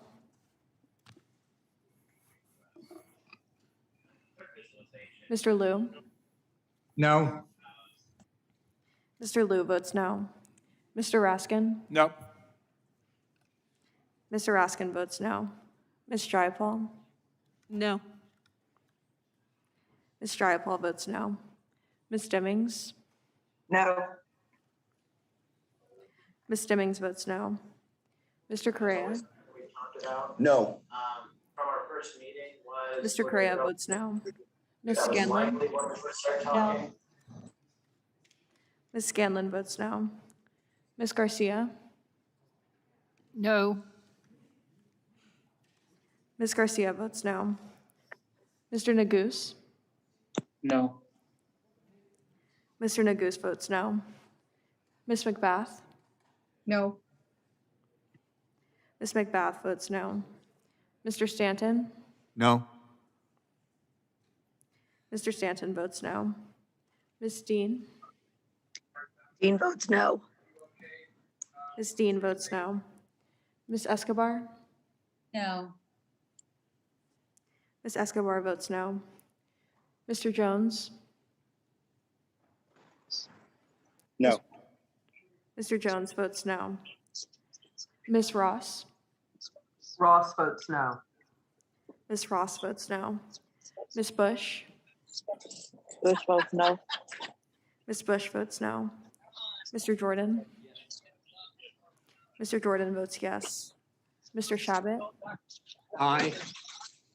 Mr. Shabbat votes aye. Mr. Gomert? Mr. Isa? Yes. Mr. Isa votes yes. Mr. Buck?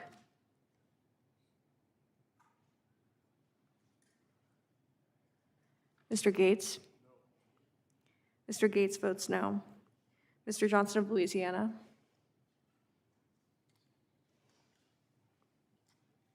Mr. Biggs? Mr. Biggs votes yes. Mr. McClintock? Mr. McClintock votes aye. Mr. Stubbe? Mr. Tiffany? Aye. Mr. Tiffany votes aye. Mr. Massey? Massey votes aye. Mr. Massey votes aye. Mr. Roy? Mr. Roy votes aye. Mr. Bishop? Mr. Bishop votes aye. Ms. Fishbach? Aye. Ms. Fishbach votes aye. Ms. Sparts? Ms. Sparts votes yes. Mr. Fitzgerald? Mr. Benz? Mr. Benz votes aye. Mr. Benz votes aye. Mr. Owens? Owens, aye. Mr. Owens votes aye.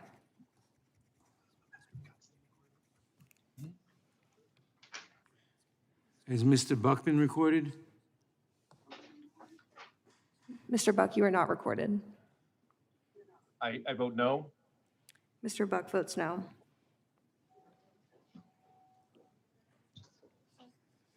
Are there any other members who wish to vote who haven't voted? Clerk will report.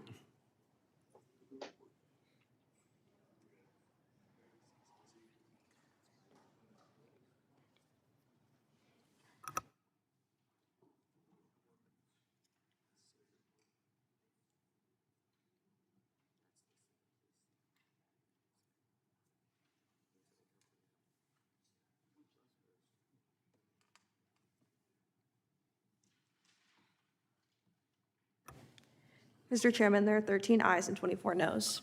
And the amendment is not agreed to. For what purpose does Ms. Jackson-Lee seek recognition? Mr. Chairman, I have an amendment at the desk. Clerk will report the amendment.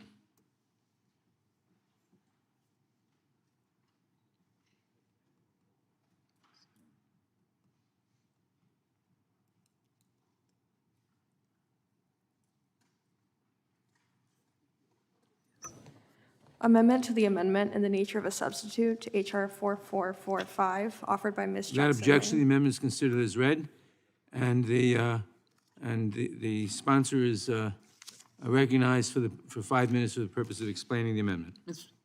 Chairman, thank you so very much. And let me start again by thanking the sponsors of the bill. Delighted to be a co-sponsor, and Congresswoman Jayapal, and Bustos, and Cicilline, and of course the Judiciary Committee, and admit again that we are doing a very historic legal change to provide rights for individuals who have heretofore been forced to accept one choice, forced arbitration. And as I started out earlier today, this morning, forced arbitration is in essence the privatization of the justice system. It stops a violated woman or someone else that is abused from getting into the courthouse. And I realize as well that this has come out of the Senate Judiciary Committee by a unanimous voice vote. But I believe this language speaks specifically to what the authors of the legislation intended. And I say that because one of the witnesses clearly would be an exhibit or an example for this amendment. The witness who, as I said, is still employed with the abuser. The abuse is still there, the witness is still there, and as she left our hearing yesterday, she was still an employee, still obligated to go to work, although, as she indicated, she was suffering from PTSD and was involved in medical care. My amendment simply says that the retaliation goes through the sections on page 2, where we list A, B, C, and D. Indicates retaliation for reporting, testifying, assisting, or participating in any manner in any investigation, proceeding, or hearing related to the conduct listed in the paragraphs. And so the retaliation that is there now speaks only to the rejecting of unwanted sexual attention when there are other elements, unwelcome sexual advances, unwanted physical contact, and unwanted sexual attention. The idea is to ensure that if any of these aspects of this is in any way used to retaliate, that it would be protected under this law. And so I ask my colleagues to note that I am viewing this bill as a very good bill and as a bill that is going to make history for those who will impact. My effort was to ensure that any aspect of what this victim would do, whether it was reporting or testifying, as was done yesterday, or assisting or participating in any investigation proceeding, that they would be protected from retaliation.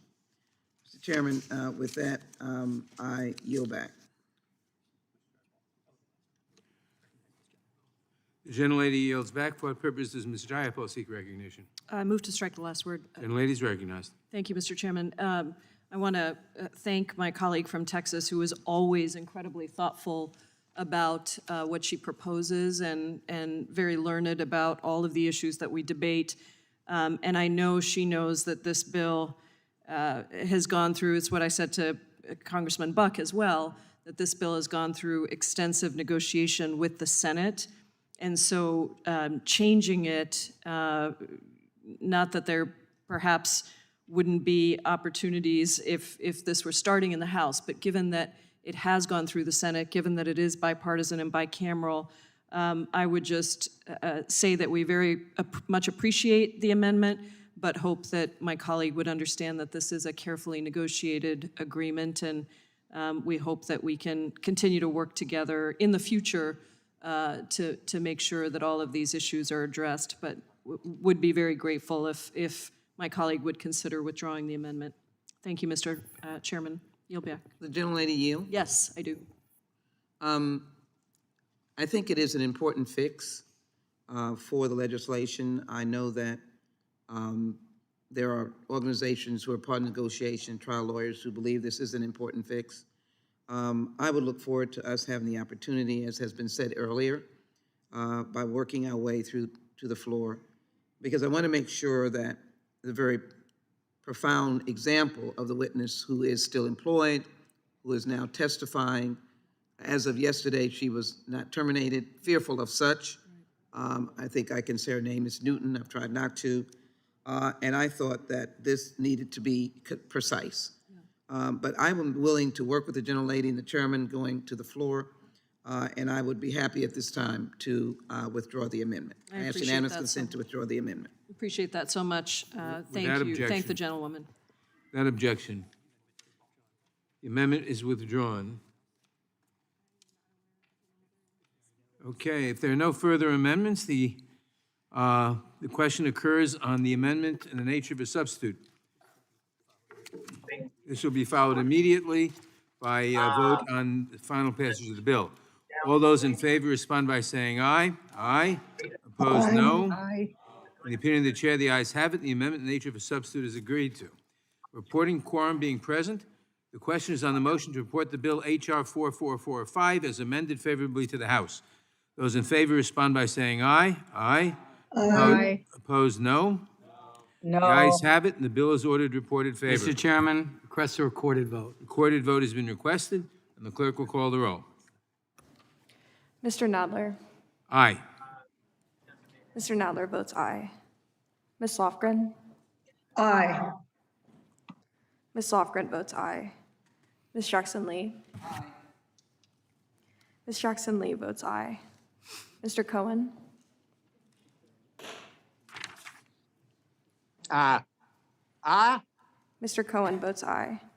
Mr. Johnson of Georgia?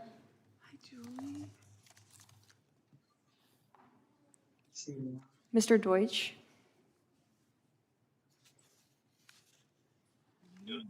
Okay. Ms. Bass? Bass votes aye. Ms. Bass votes aye. Mr. Jeffries?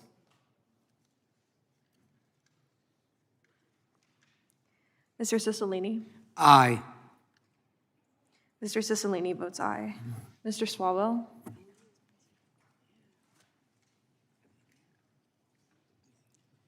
Mr. Liu? Aye. Mr. Liu votes aye. Mr. Raskin? Aye. Mr. Raskin votes aye. Ms. Jayapal? Proudly aye. Ms. Jayapal votes aye. Ms. Dimmings? Aye. Ms. Dimmings votes aye. Mr. Correa? Aye. Mr. Correa votes aye. Ms. Scanlon? Aye. Ms. Scanlon votes aye. Ms. Garcia? Aye. Ms. Garcia votes aye. Mr. Neguse? Aye. Mr. Neguse votes aye. Ms. McBath? Aye. Ms. McBath votes aye. Mr. Stanton? Aye. Mr. Stanton votes aye. Ms. Dean? Dean votes aye. Ms. Dean votes aye. Ms. Escobar? Aye. Ms. Escobar votes aye. Mr. Jones? Aye. Mr. Jones votes aye. Ms. Ross? Aye. Ross votes aye. Ms. Ross votes aye. Ms. Bush? Bush votes aye. Ms. Bush votes aye. Mr. Jordan? Mr. Jordan votes no. Mr. Shabbat? Aye. Mr. Shabbat votes aye. Mr. Gomert? Mr. Gomert votes aye. Mr. Isa? Aye. Mr. Isa votes aye. Mr. Buck? Aye. Mr. Buck votes aye. Mr. Gates? Mr. Gates votes aye. Mr. Johnston of Louisiana? Mr. Biggs? Mr. Biggs votes no. Mr. McClintock? Mr. McClintock votes no. Mr. Stubbe? Yes. Mr. Stubbe votes yes. Mr. Tiffany? Okay, sorry for the interruption. No problem. We are really. Mr. Tiffany votes no. And take into account that I've seen Mr. an Massey? eye. Massey votes no. Mr. Massey votes no. Mr. Roy? Mr. Roy votes no. Mr. Bishop? Mr. Bishop votes no. Ms. Fishbach? No. Ms. Fishbach votes no. Ms. Sparts? Ms. Sparts votes no. Mr. Fitzgerald? Mr. Fitzgerald votes no. Mr. Benz? Mr. Benz? Mr. Benz? Votes no. Mr. Benz votes no. Mr. Owens? Owens, no. Mr. Owens votes no. Mr. Chairman, how am I recorded? Mr. Deutsch, you are not recorded. Aye. Mr. Deutsch votes aye. Madam Clerk, how am I reported? Mr. Johnson of Georgia, you are not recorded. Vote aye. Mr. Johnson of Georgia votes aye. Are there any other members who wish to vote who haven't voted? Clerk will report. Mr. Chairman, Mr. Chairman, Congressman Issa, how am I reported? Mr. Isa, you were recorded as aye. That's a no. Mr. Issa votes no.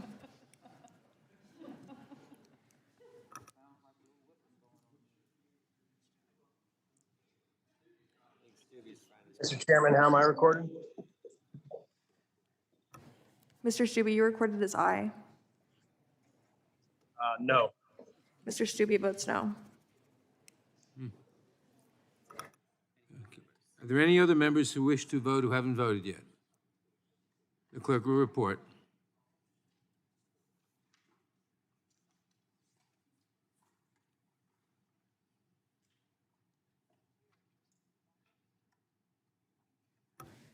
Mr. Chairman, there are 27 ayes and 14 noes. The ayes have it, and the bill as amended is ordered reported favorably to the House. Members will have 2 days to submit views.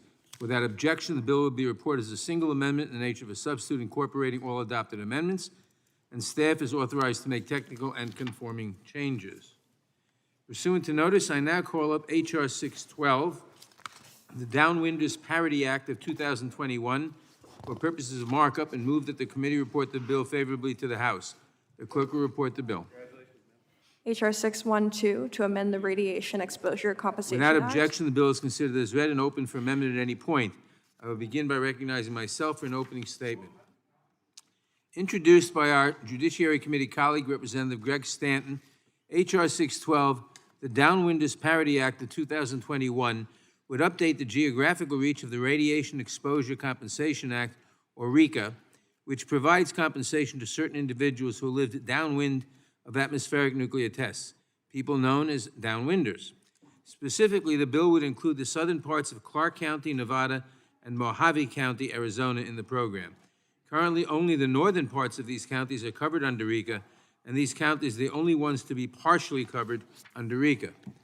Enacted in 1990, RECA established an administrative claims program within the Department of Justice to provide partial restitution and compassionate compensation to individuals who were harmed by atmospheric testing of United States nuclear weapons and the timing operations that produced the necessary, and the mining operations that produced the necessary uranium ore. To be eligible for compensation under RECA, a person must have been an on-site participant, lived in certain covered downwind counties during a specified time period, or worked as a specified category of uranium mine worker for a certain period of time prior to 1971. In addition, an individual must have contracted certain specified illnesses associated with radiation exposure. Starting in the 1940s, with the development of the atomic bomb during World War II, the U.S. government embarked on a decades-long program of nuclear weapons testing and development.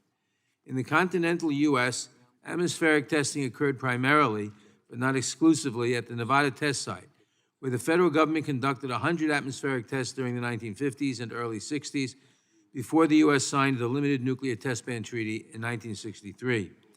Coinciding with much of this period was an increase in uranium mining. Thousands of U.S. uranium mine workers, many of whom were Native American, labored to produce the raw materials needed to fuel U.S. atomic weapons development. During much of this period, the U.S. government oversaw many mining operations and was the sole purchaser of uranium ore. The U.S. government stopped purchasing uranium for atomic weapons in 1971. The federal government was aware of the potential hazards associated with atomic weapons testing and uranium mining, but it failed to warn or adequately protect affected individuals and communities. Through a series of court rulings, those who had been harmed by the federal government's actions with respect to atomic weapons testing were unable to obtain a remedy for their injuries through the judicial system. In response, and in acknowledgement of the federal government's responsibility, Congress passed RECA over 30 years ago and expanded its scope further in 2000. The legislative record, however, is unclear as to why Congress excluded downwinders residing in the lower portions of Clark County, Nevada, and Mojave County, Arizona, from RECA, despite their proximity to the Nevada test site during the covered periods. Given this apparent lack of clarity, their exclusion from RECA seems particularly arbitrary. By adding the southern parts of these counties to the program, H.R. 612 is a long overdue but modest update that would correct the statutory anomaly.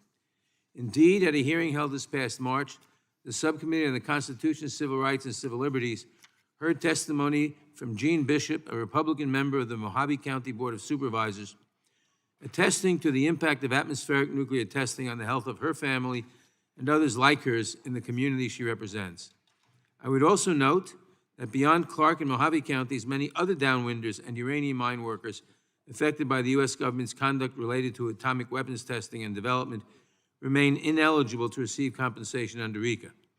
Many of these individuals are arguably also similarly situated to others currently eligible under RICA, yet they have been denied the chance for compensation, despite the continuing negative impacts of the government's atomic weapons development on their health. I want to make clear that the committee's consideration of H.R. 612 is not the last word on RICA. Today's markup does not preclude the committee from considering other legislation proposing additional expansions and reforms to the RICA program at a later date. I'd like to thank our colleague, Representative Stanton, for introducing this important bill and for his leadership and persistence in advocating for the people this legislation would serve. I urge my colleagues to support it. I now recognize the ranking member of the Judiciary Committee, the gentleman from Ohio, Mr. Jordan, for his opening statement. Thank you, Mr. Chairman. Congress passed the Radiation Exposure Compensation Act, or RICA, in 1990 to provide restitution to individuals who got sick as a result of exposure to radiation back when the United States government was testing atomic bombs between 1945 and 1963. The goal of Congress in 1990 was to provide compensation to people whose health ailments can be reasonably determined to come from the U.S. government's actions. This intention can be seen in the one-time nature of the payments and in the specific geographic time and disease requirements for compensation. Congress last extended and expanded RICA in 2000. At that same time, Congress commissioned a study to examine whether to expand the eligibility to the so-called downwinders. In 2005, the National Academy of Sciences, Engineering, and Medicine completed its study looking at the effect of nuclear weapon tests on the health of surrounding populations. This study concluded that Congress should not simply expand eligibility in RICA, but based on geography alone, as the study explained, quote, the scientific evidence indicates that in most cases it is unlikely that exposure to radiation from the fallout was a substantial contributing cause to developing cancer. This bill, however, expands eligibility based on geography alone. It would add portions of Nevada and Arizona to the program's coverage. No one here disputes that the federal government recklessly took actions that led to our citizens getting cancer. They should have access to a remedy. We all agree with that. That's why Congress passed this law in the first place in 1990 and why it extended it in 2000. But based on what we now know, or what we know now, I should say, the science simply does not support the assertion that the program should be expanded solely based on geography. I know we have Mr. Owens, who has strong thoughts on this as well. But Mr. Chairman, I thank you, and I yield back. The gentleman yields back. Without objection, all other opening statements will be included in the record. I now recognize myself for purposes of offering an amendment in the nature of a substitute. The clerk will report the amendment. Amendment to H.R. 612 offered by Mr. Nadler. Without objection, the amendment in the nature of a substitute will be considered as read and shall be considered as base text for purposes of amendment. I will recognize myself to explain the amendment. This amendment simply amends the reporting requirement in Section 3 of the bill to shorten the deadline for the Attorney General to send the required report to Congress from 180 days after enactment to 60 days. It makes no other changes to the bill. I urge members to support the amendment. I yield back the balance of my time. Are there any amendments to the amendment in the nature of a substitute? For what purpose does Mr. Stanton seek recognition? Thank you, Mr. Chairman. Earlier this year, the Subcommittee on Constitution, Civil Rights, and Civil Liberties held a hearing entitled Examining the Need to Expand Eligibility under the Radiation Exposure Compensation Act. And I was grateful to Chairman Cohen and Ranking Member Johnson for holding that important hearing. I did have the opportunity to testify at that hearing, as it was the first time in 20 years that a potential expansion of RICA had been heard in the House of Representatives. Well, today marks another important day. Today marks progress. Today, this committee will take another step toward providing justice to those who are exposed to harmful, cancer-causing effects of radiation by their federal government, people we know as downwinders. I'm proud to sponsor H.R. 612, the Downwinders Parity Act of 2021, a bill that has earned bipartisan support for more than a decade. And I want to thank Chairman Nadler for bringing this bill to the full committee today for a markup. Beginning in 1945, as part of our nation's defense strategy, the federal government conducted atomic testing in remote regions of the southwestern United States. During the government's atomic testing period, our nation conducted 1,054 atomic tests in total, 928 of which was carried out at the Nevada test site. And 100 of those tests were atmospheric tests, when atomic weapons were exploded above ground, causing radioactive materials to be released into the atmosphere and spread to other states. As a direct result of that exposure, and as a cruel legacy of the Cold War, too many Americans developed cancer, suffering those illnesses, and died for the sake of our national security. As a remedy in 1990, the Radiation Exposure Compensation Act, or RECA, was enacted to provide cash benefits to individuals who participated in that testing, like uranium miners, millers, and ore transporters, as well as those who lived nearby, in nearby communities which were downwind from the Nevada test site. Unfortunately, and inexplicably, some of the most harmed communities were left out of RECA, as the borders of the defined, quote, affected area, unquote, cut through two of the counties closest to the Nevada test site, Clark County, Nevada, and Mojave County, Arizona. The side effects of radiation exposure are well documented, and a real-world example has played out in Mojave County, Arizona. According to a report published in July 2020 by the Arizona Department of Health Services, Mojave County has the highest age-adjusted rates of invasive cancer and the highest mortality rates from cancers of any county in our state. Yet, only the northern portion of Mojave County is included in the affected area for downwinders. In Nevada's Clark County, only the northeastern most townships are included in the affected downwind area, despite the county virtually sharing a border right next to the Nevada test site. The lower portions of both of these counties have been ravaged by cancer, and too many families have lost parents, siblings, loved ones, while the federal government has turned a blind eye. As the RECA Trust Fund is set to expire in July of next year, it's time for Congress to act before it's too late, to provide just compensation to communities still affected by atomic testing. Now, earlier I said this committee was taking an important step forward today, and it certainly is. But as the chairman said, this is likely not the last step Congress will take toward RECA reform. Many members of this committee, and I'm one of them, co-sponsor a bipartisan, bicameral bill which would reauthorize the RECA Trust Fund, expand the affected downwind area to multiple states, and extend the eligibility dates for uranium workers. These are big, important goals for RECA and reforms that I hope to continue to work with my colleagues to achieve. Given the current political climate and the cost of such measures, I anticipate that reform will require intense negotiation, budget scrutiny, and hours of legislative time. That's time the residents of Clark County and Mojave County do not have.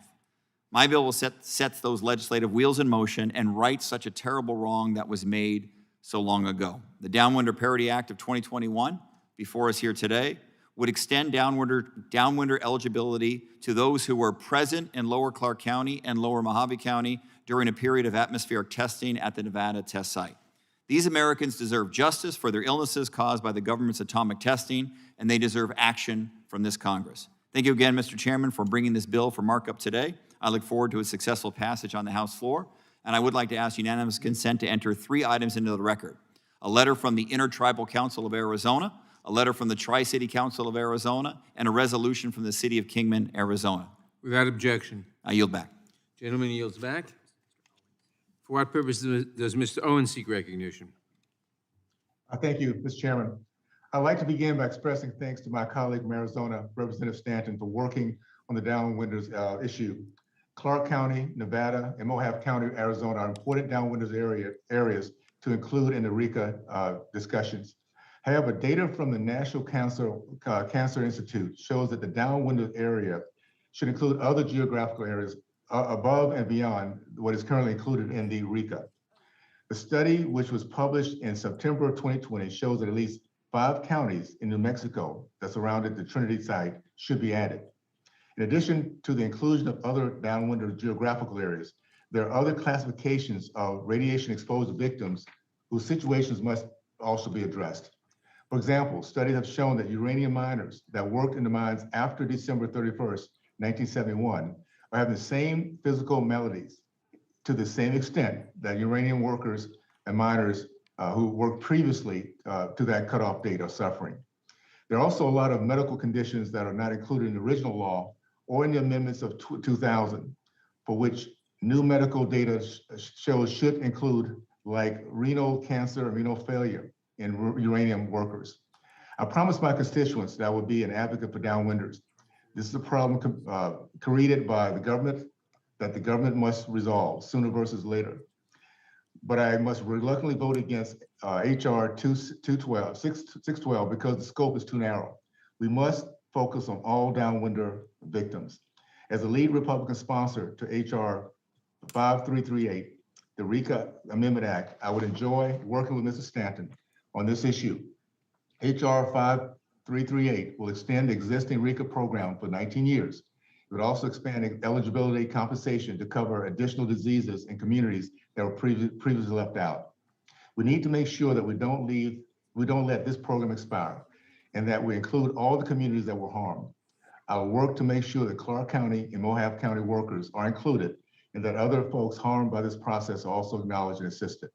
I urge the chairman to mark up this bipartisan legislation as soon as possible this year. Thank you, and I yield back. The gentleman yields back. For what purpose does the gentleman from Tennessee seek recognition? Thank you, Mr. Chairman. This is Move to important. strike the last word. I do move to strike the last word and several Gentleman is others. recognized. I appreciate the work of Mr. Stanton and the work of Mr. Lujan, Senator Lujan. They've done extraordinary work looking out for their constituents. We had the hearing in the subcommittee that I chair. We had the witnesses as the chairman laid them out, and they gave a story that was compelling, and it made no sense that the geographic borders, that the counties, half the counties were in the zone and half weren't in the zone, as if the nuclear waste had any idea where the county borders were, or where they should be. So this is an important and scientifically based understanding of where the damages were and needs exist. So it's an important bill. We need to pass Senator Lujan's bill as well in the future, and hopefully it'll come up. That's an important bill as well, and I'm sure Mr. Stanton supports it as well, and it'll bring about justice in those areas. Otherwise, I just urge passage of the legislation and applaud Mr. Stanton and Mr. Lujan for their outstanding work on behalf of the constituents. Yield back the balance of my time. The gentleman yields back. Who seeks recognition? For what purpose does the gentlelady from Texas seek recognition? Strike the last word. Gentlelady is recognized. Let me let Mr. Stanton know that this really impacts just a wide range of communities, and this expansion by you and extension is a very important step to recognize that there is perimeter and extended parameter impact on individuals and communities that live within the distance of chemical plants, in this instance, the old-fashioned nuclear explosions of the 1950s. And so I want to congratulate you for HR 612, the Downwinders Parity Act of 2021, which updates the downwinder eligibility area under the Radiation Exposure Compensation Act. I think that most people would not know how naive persons were in the midst of these explosions. And the RECA provides compensations to individuals with cancers and other health conditions resulting from the testing of atomic weapons at the Nevada test site from 1945 to 1960. That was a very, very long time. And though monies have been paid out to 37,000 claims, I just want to offer some of the descriptions that indicate how individuals, from the stories of those who lived there, we know that families would gather for bomb parties where they would stand on their front porches with neighbors or ride on horseback out into their fields and watch the big orange mushroom clouds in the distance. Who would think? Who would know that? Who would know? Who would have the knowledge of how dangerous, how killing this was? We know that children would catch falling radioactive ash on their tongues as though it was snow. We know that uranium mine workers were never informed of the potential harms of radiation exposure. And we know that because of this radiation exposure, men and women in this area regularly developed cancer and other deadly health issues by the time they were 40 years old. And so those who were within wind districts, if you will, had the same kind of effect. And the U.S. government chose secrecy over the well-being of American citizens, and it cost these citizens, in many instances, their lives, their futures, and their economic security. So I want to acknowledge that there are communities that have similar circumstances right in 2021. But to fix this is long overdue, and I believe the leadership, Mr. Stanton, should be commended, the chairman of the Subcommittee on Constitution, Mr. Cohen, and that we should move expeditiously to pass H.R. 12, the Downwinders Parity Act of 2021. I yield back. The gentlelady yields back. Are there anyone else wishes to speak? In that case, the question occurs on the amendment in the nature of a substitute. This will be followed immediately by a vote and final passage of the bill. All those in favor respond by saying aye. Aye. Opposed, no. Because of fears. Opinion of the chair, the ayes have it. The amendment in the nature of a substitute is agreed to. Reporting quorum being present, the question is on the motion to report the bill H.R. 612 as amended favorably to the House. Those in favor respond by saying aye. Aye. Aye. Opposed, no. The ayes have it, and the bill is ordered reported favorably. A recorded vote has been requested. The clerk will call the roll. Yes. Mr. Nadler. Go ahead, Aye. Judy. Mr. Nadler votes aye. Ms. Lofgren. Aye. Ms. Lofgren votes aye. Ms. Jackson Lee. Aye. Ms. Jackson Lee votes aye. Mr. Cohen. Mr. Cohen votes aye. Mr. Johnson of Georgia. Aye. Mr. Johnson of Georgia votes aye. Mr. Deutsch. Okay. Yeah, so, yeah, so call me around Ms. 1 o'clock. Bass. Bass votes aye. Hank, turn off. Ms. Bass votes aye. Mr. Jeffries.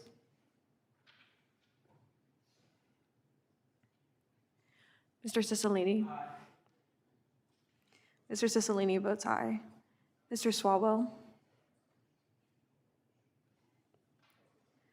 Mr. Liu. Aye. Mr. Liu votes aye. Mr. Raskin. Mr. Raskin votes aye. Ms. Jayapal. Aye. Ms. Jayapal votes aye. Ms. Stimmings. Aye. Ms. Stimmings votes aye. Mr. Correa. Aye. Mr. Correa votes aye. Ms. Scanlon. Aye. Ms. Scanlon votes aye. Ms. Garcia. Aye. Ms. Garcia votes aye. Mr. Neguse. Aye. Mr. Neguse votes aye. Ms. McBath. Aye. Ms. McBath votes aye. Mr. Stanton. Aye. Mr. Stanton votes aye. Ms. Steen. Dean votes aye. Ms. Steen votes aye. Ms. Escobar. Aye. Ms. Escobar votes aye. Mr. Jones. Ms. Ross. Ross votes aye. Ms. Ross votes aye. Ms. Bush. Bush votes aye. Ms. Bush votes aye. Mr. Jordan. Mr. Jordan votes no. Mr. Shabbat. No. Mr. Shabbat votes no. Mr. Gomert. Mr. Gomert votes yes. Mr. Issa. No. Mr. Issa votes no. Mr. Buck. No. Mr. Buck votes no. Mr. Gates. Mr. Johnson of Louisiana. Mr. Biggs. Mr. Biggs votes aye. Mr. McClintock? Mr. McClintock votes no. Mr. Stube? No. Mr. Stube votes no. Mr. Tiffany? Tiffany votes no. Mr. Tiffany votes no. Mr. Massey?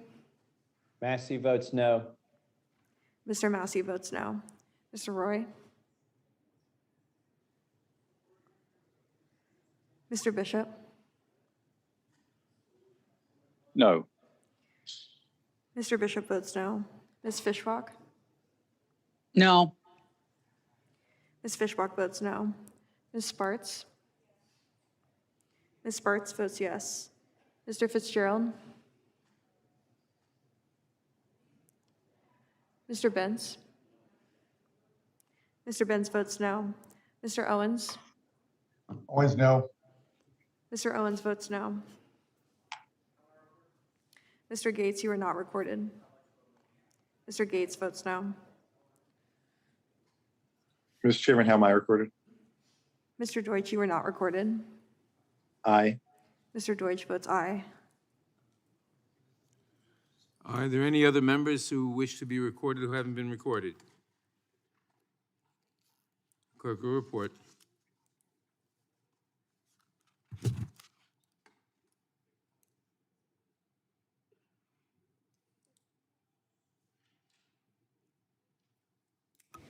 Mr. Chairman, there are 25 ayes and 13 noes.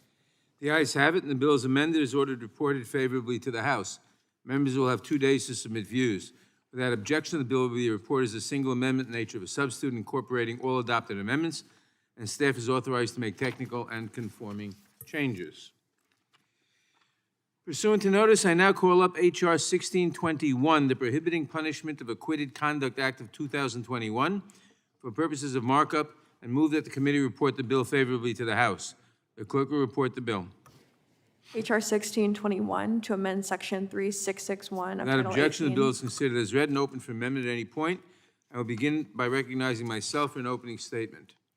H.R. 1621, the Prohibiting Punishment of Acquitted Conduct Act of 2021, is an important measure to end the practice of federal judges increasing sentences based on conduct for which a defendant has been found not guilty by a jury.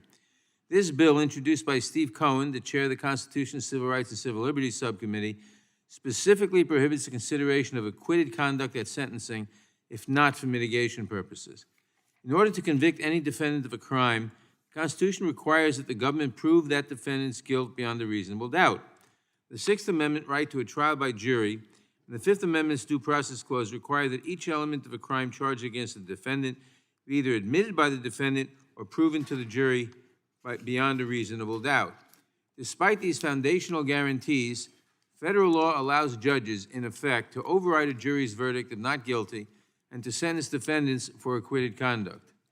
Current law bars any limitation on the conduct that a sentencing court may consider for the purposes of imposing punishment, and the relevant conduct provision of the U.S. sentencing guidelines allows a sentencing court to consider a range of factors, including acquitted conduct. Based on this guidance, federal judges may enhance sentences if they find, by a preponderance of the evidence, a lower evidentiary standard than required at the guilt-innocence phase, that a defendant committed other offenses. This practice is fundamentally unfair, and as Justice Scalia said in Jones versus United States, this has gone on long enough. This legislation amends current law to preclude judges from considering acquitted conduct, except for the purpose of mitigating a sentence. The bill will make sure that defendants are punished only for the conduct that prosecutors are able to prove at trial, consistent with the constitutional guarantees of due process and the right to a trial by a jury of their peers, and consistent with the principles on which this country was founded. I now recognize the distinguished ranking member of the Judiciary Committee, the gentleman from Ohio, Mr. Jordan, for his opening statement. Thank you, Mr. Chairman. I'm going to just abbreviate my remarks and just read a couple sentences here. As you indicated, this is a good bill. The late Justice Antonin Scalia wanted this practice to end, this practice of using acquitted conduct at sentencing. So has current Justice Brett Kavanaugh. In 2015, When he was judge for the U.S. Court of Appeals for the D.C. Circuit, Judge Kavanaugh said this, quote, allowing judges to rely on acquitted or uncharged conduct to impose higher sentences than they otherwise would impose seems a dubious infringement on the rights of due process and to a jury trial. I couldn't agree more. I agree with both Justice Scalia and Justice Kavanaugh. We should support this legislation and pass it as soon as we can. I yield back. The gentleman yields back. Are there any amendments to H.R. 1621? For what purposes does Mr. Cohen seek recognition?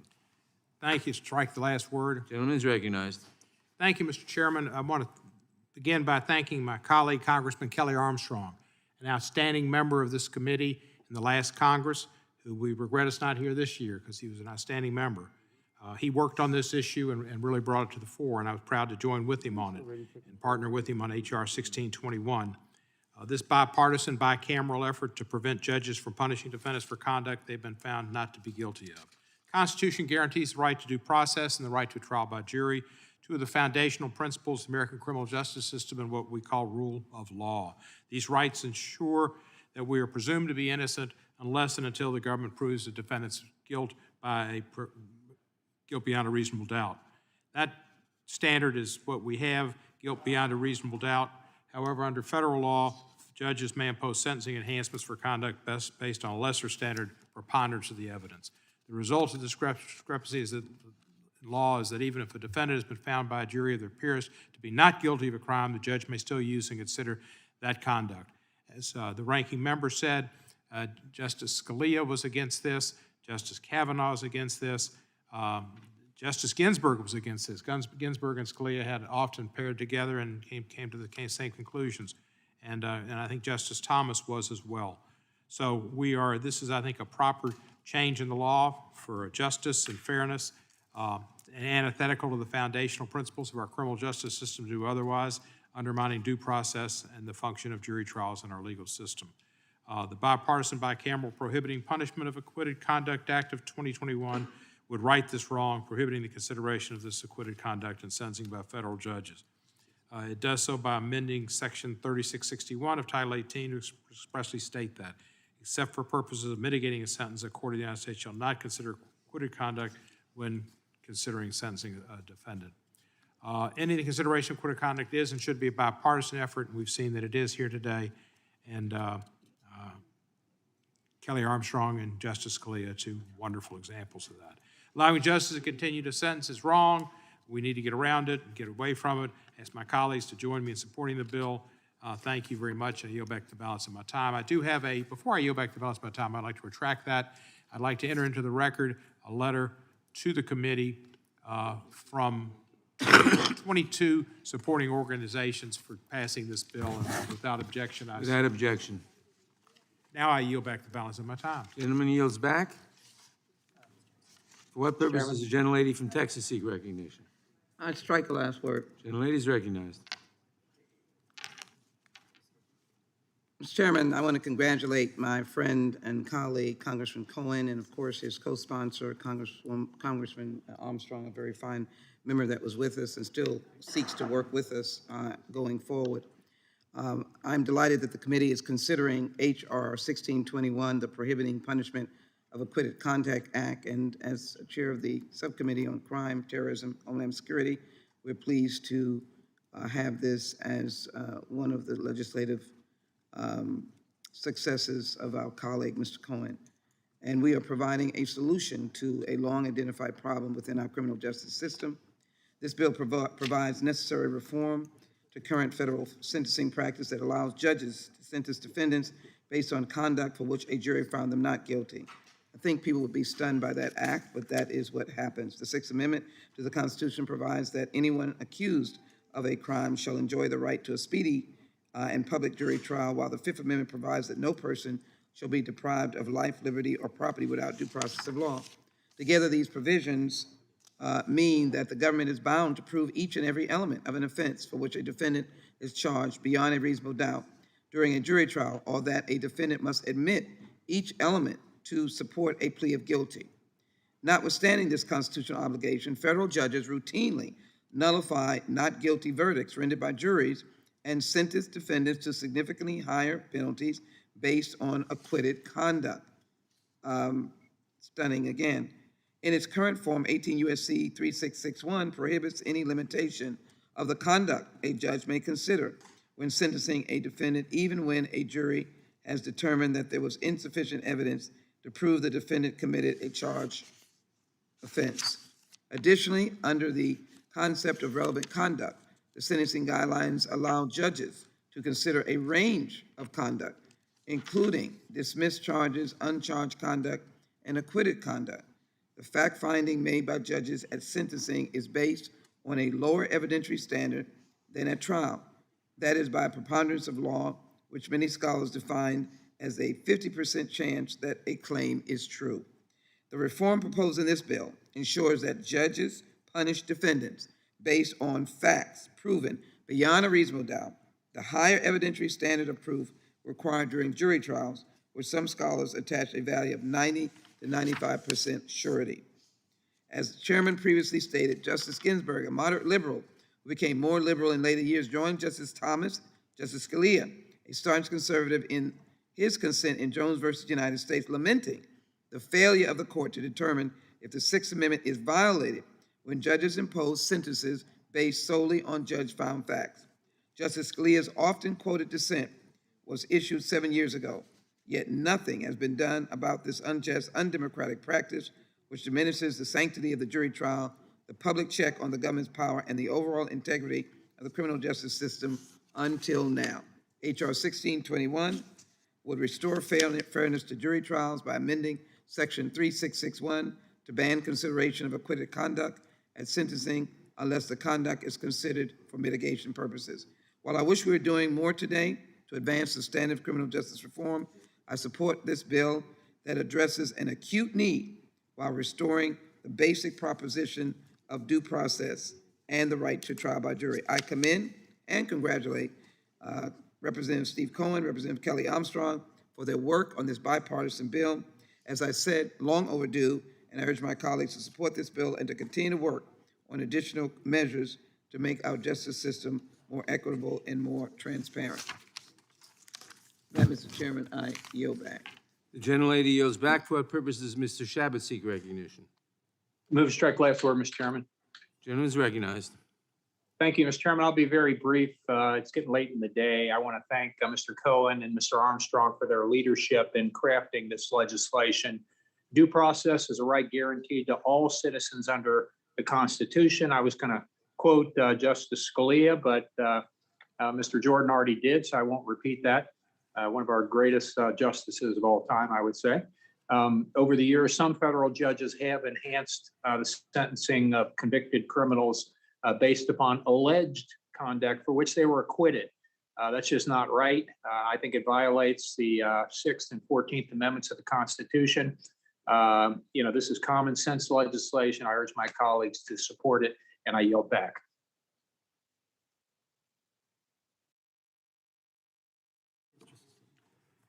Gentleman yields back. For what purpose does Mr. Cicilline seek recognition? Mr. Chairman, I move to strike the last word. Gentleman is recognized. Mr. Chairman, I want to thank you for bringing this important bill to markup, and I want to thank Representative Cohen for his leadership and Representative Armstrong for joining him in introducing this bipartisan, bicameral legislation that will restore,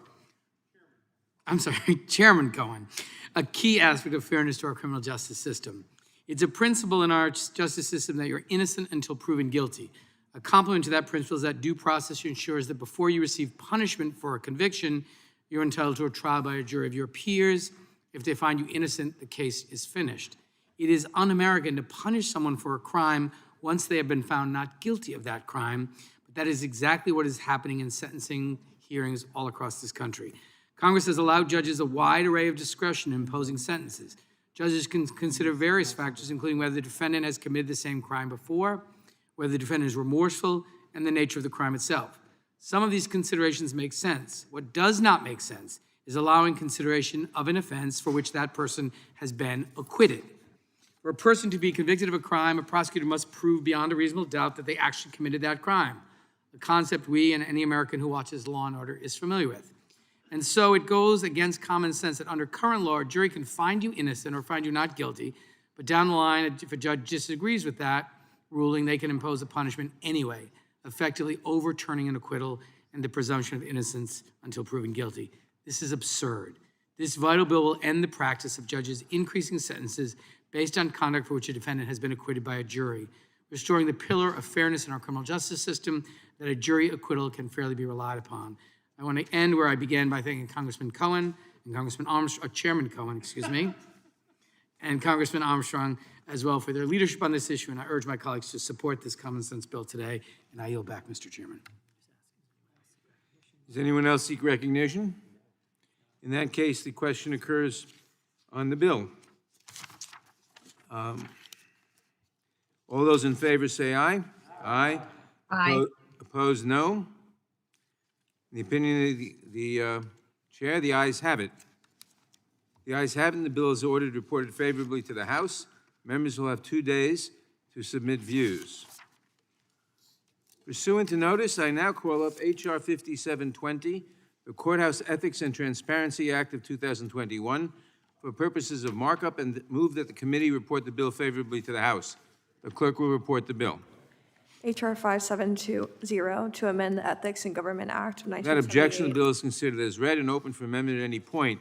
I will begin by recognizing myself for an opening statement. H.R. 5720, the Courthouse Ethics and Transparency Act of 2021, is an important bipartisan effort to address an alarming lack of transparency in the personal financial holdings of federal judges and the conflicts or appearance of conflicts those holdings can create in the cases those judges are asked to decide. This legislation makes incremental but necessary progress toward accountability by building on federal statutes that already prohibit judges from deciding cases in which they have a personal financial stake in the outcome. It has been the law in this country since the 1970s that judges must recuse themselves from any case in which they hold a legal or equitable interest of any size in any party or property under consideration. To help ensure that recusals occur as required, federal law also requires judges to file annual reports disclosing their personal financial interests so that litigants, the press, and the general public can check their work. Unfortunately, recent reporting by prominent media outlets and a hearing by the court's subcommittee have shown that the law is not working as intended. The infrequency of judges' financial disclosures and the inaccessibility of the reports themselves have made actual transparency practically impossible. The result is recent investigative reporting revealing that over 130 federal judges have decided cases in which they are part owners of the parties before them. Over 60 judges have actively traded shares in the parties in their courtrooms while their cases are still going on, in some cases profiting in those trades.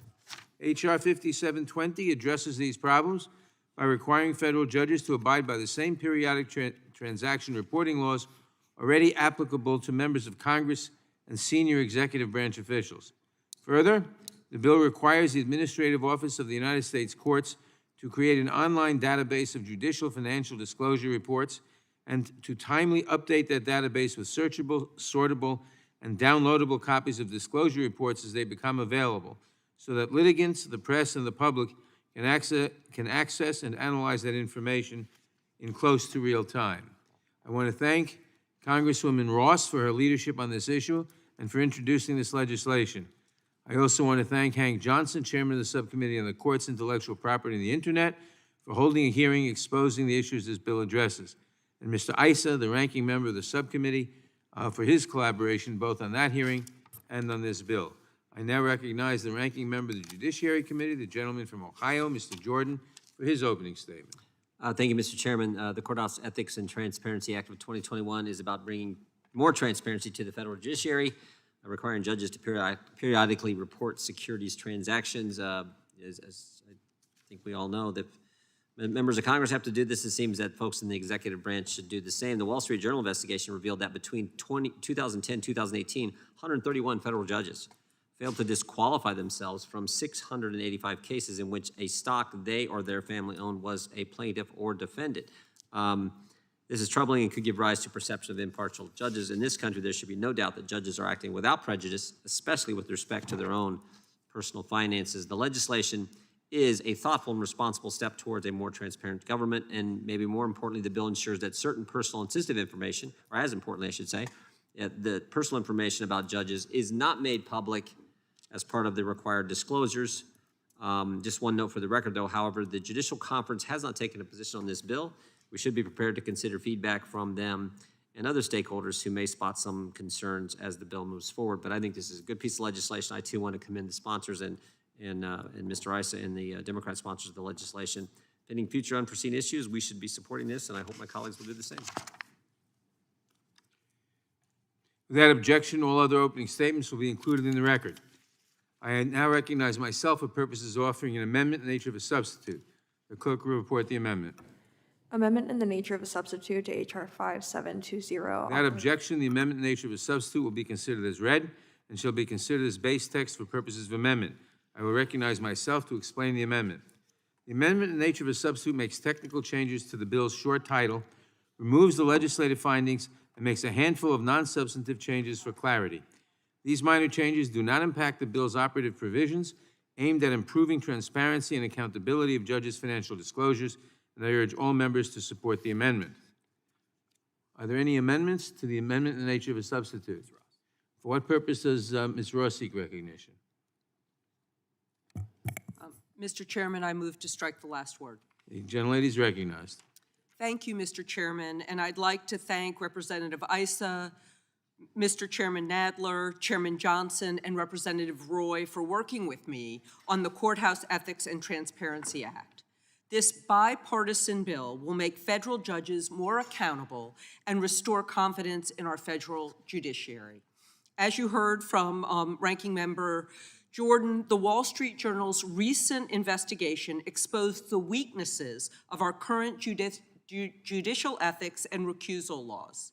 It found that over 130 federal judges presided over cases where they had a financial stake. Some judges even actively traded litigants' stock during trials they presided over. Their actions threaten the trust litigants place in judges as impartial and disinterested arbiters of justice and the institutional legitimacy of our courts. One such litigant, Ms. Sherry Cheshire, whose husband Jim served in this country's military for 24 years, died of mesothelioma. I can't say that word. Their wrongful death suit was effectively ended by a judge who owned at least $15,000 worth of shares in each of two of the defendants in that case. The Journal's reporting was not the first to document the shortcomings of our judicial recusal system. If this committee fails to act, it will not be the last. We must pass the Courthouse Ethics and Transparency Act to strengthen judicial ethics and transparency and to restore trust in our nation's court. This bill will ensure that federal judges face the same financial transaction disclosure requirements as members of the legislative and executive branches of government. The double standard that currently exists for members of the judiciary is unwarranted and should be eliminated.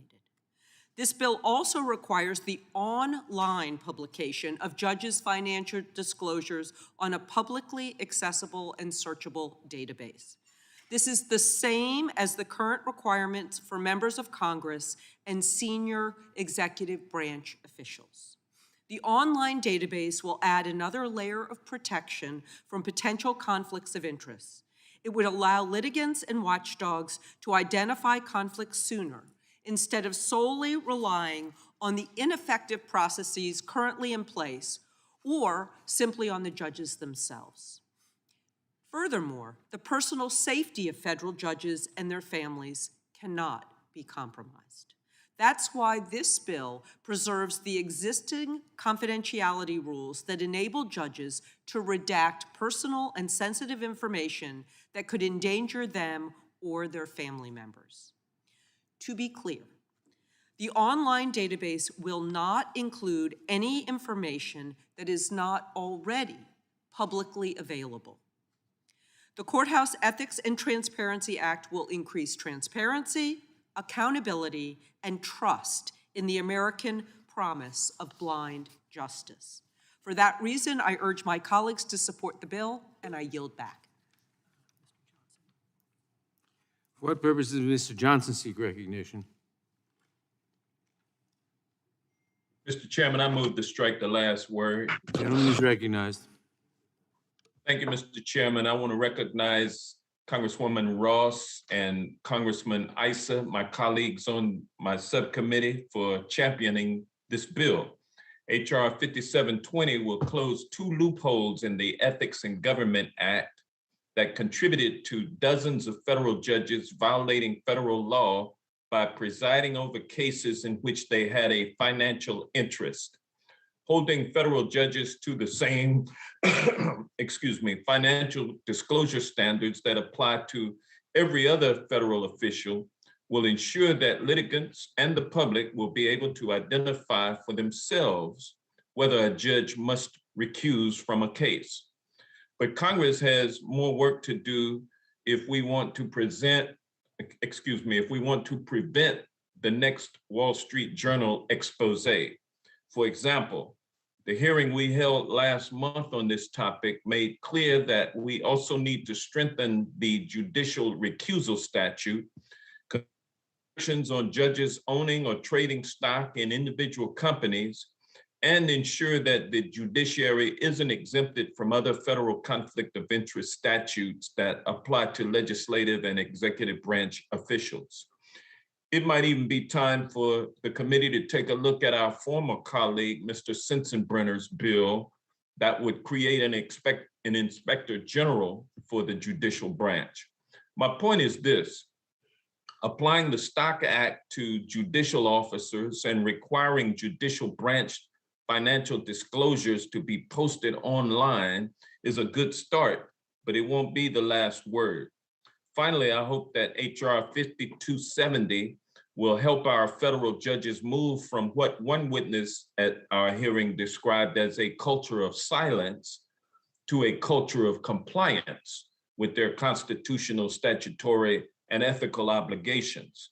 The American people expect better from the judiciary, and the rule of law demands it. And with that, Mr. Chairman, I yield back. The gentleman yields back. For what purpose does Mr. Issa seek recognition? To move to strike the last word, Mr. Chairman. The gentleman is recognized. Mr. Chairman, I want to join with my my subcommittee chairman in each and every one of the statements he made. The fact is that the executive branch, the judicial branch, and the legislative branch, we have something in common. We are all populated with men and women, with people who are no better, no worse than the population as a whole. And that means that when money, finances, personal activities affect someone's life, they can, on occasions, do something wrong. And if there's a chance that somebody who holds somebody's life in their hand, somebody's business in their hand, in fact, can be influenced, as does happen from time to time, then we have an obligation not only to prevent it if we can, as we have with the Stock Act and we have with the various disclosures, but also the appearance of impropriety, the chance that people would not trust the judges who hold their lives in their hands simply is too great a gamble. So notwithstanding some judges and some of the justices wishing that we would leave it to them, I think we have an obligation to harmonize the way we look at people in all three branches, hold no one above the law, no exceptions. And I believe that's what this legislation does. And I commend all those involved in supporting this legislation. I think we can move from this to additional compliance that I think is good for all. And I join with the recognition that the chairman, speaking of our former chairman, Mr. Sensenbrenner, his proposals, I think, are also worth dusting off and taking a good look at. And with that, I yield back. The gentleman yields back. For what purpose does Mr. Cicilline seek recognition? Mr. Chairman, I move to strike the last word. The gentleman is recognized. Thank you, Chairman Nadler, for bringing this important reform bill to markup today, and thank you to Congresswoman Ross for introducing this excellent legislation to bring greater transparency to the judges adjudicating cases every day. The Ethics in Government Act of 1978 requires most high-level government officials in all three branches, including federal justices and judges, to file annual financial disclosure reports. The 2012 Stock Act made these disclosures for members of Congress, as well as the President, Vice President, and other executive branch officials readily available and searchable online. This makes the information easy for the American people to obtain, and this tool is vital to a well-functioning, transparent government. Federal judges and justices, however, are not subject to the Stock Act, and their disclosures remain relatively hidden. Under current law, judges' financial disclosure forms must be provided to any person that requests them. However, this process often takes months, delaying availability until months after it's really needed, and the disclosure is not given in a searchable format, making the information difficult to evaluate. A judge's impartiality is crucial to the integrity of any court case, which is why we have recusal requirements for judges who hold significant financial interest in the outcome of a case before them. However, despite these requirements, if we cannot accurately assess whether a judge even has such an interest, we cannot enforce the recusal requirements. While I'm sure many or most judges willingly recuse themselves from cases in which they have an interest, a Wall Street Journal investigation, which has been referenced, found that is certainly not always the case.